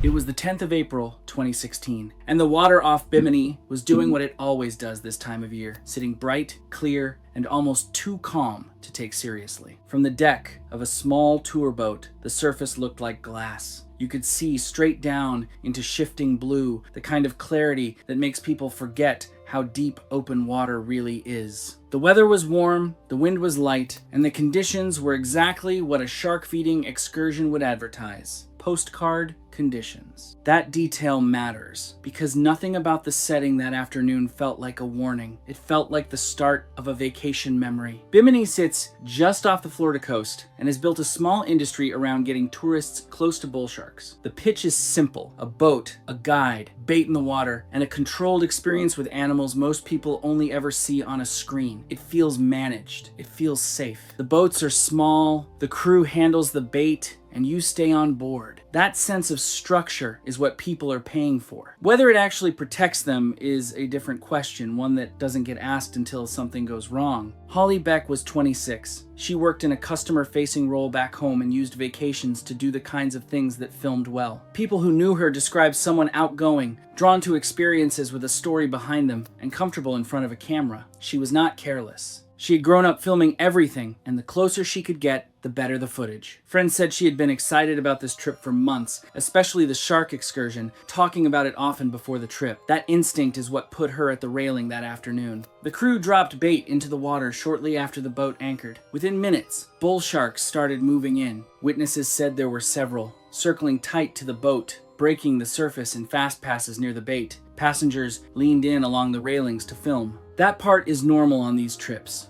The boat is the safe zone. The water beside it isn't. Holly worked her way to the edge with her phone out. She wasn't the only one filming, but she was leaning the farthest. Other passengers confirmed she was extending her arm well past the rail to get a cleaner angle into the bait zone. Then the boat shifted. I've seen people act like that before. When you take a video, you only look at the screen. You forget about the railing, the water, how far down it is. You lose track of everything else. It wasn't dramatic, just the kind of small movement a boat makes when people shift or water rolls under it. But she was already past her center of gravity. Witnesses said she went over the rail in one motion, phone first, body following. She landed directly in the active bait zone alongside the boat. No slow slide, no chance to grab the rail. From above, it looked like she tipped out of frame. A bull shark already feeding less than 10 feet away redirected almost immediately toward the splash. That isn't unusual. It's exactly what bull sharks do when sudden movement enters a feeding area. Initial contact came at close range. The bite appeared singular but severe, striking her upper body and arm and forcing her under in one motion rather than a prolonged attack. The water around her churned and darkened fast. The water around the bait zone became chaotic enough that witnesses struggled to tell where Holly was in the turbulence. Passengers shouted from above, and crew moved immediately along the side of the boat, trying to reach her as quickly as possible. There were brief glimpses of movement near the surface, but no clear repeated attack pattern, just confusion, splashing, and loss of visual contact. Then the surface closed over with turbulence, and for several seconds nobody could see her. The deck went from phones raised to people frozen in place. The crew managed to pull her back onto the boat. By that point, the injuries were too severe to manage with anything on board. She did not survive the trip back to shore. The boat radioed in, but the realistic window for intervention had already closed. Multiple passengers had been filming when she went over. That footage became the core of the investigation. It captured the lean, the shift, the fall, the initial contact, and the response. Investigators didn't have to guess, it was recorded from multiple angles. Authorities questioned operators about positioning, railing height, and proximity to feeding zones. Findings cited the bait operation, the close circling of sharks, and Holly's position over the rail as central factors. No charges were filed. Excursions continued, with stricter positioning rules added afterward. If I were on that boat, phone out, sharks below me, I'd like to think I'd stay back. But I've seen my own footage. I'm leaning further than I remember. I'm not sure I'm any different.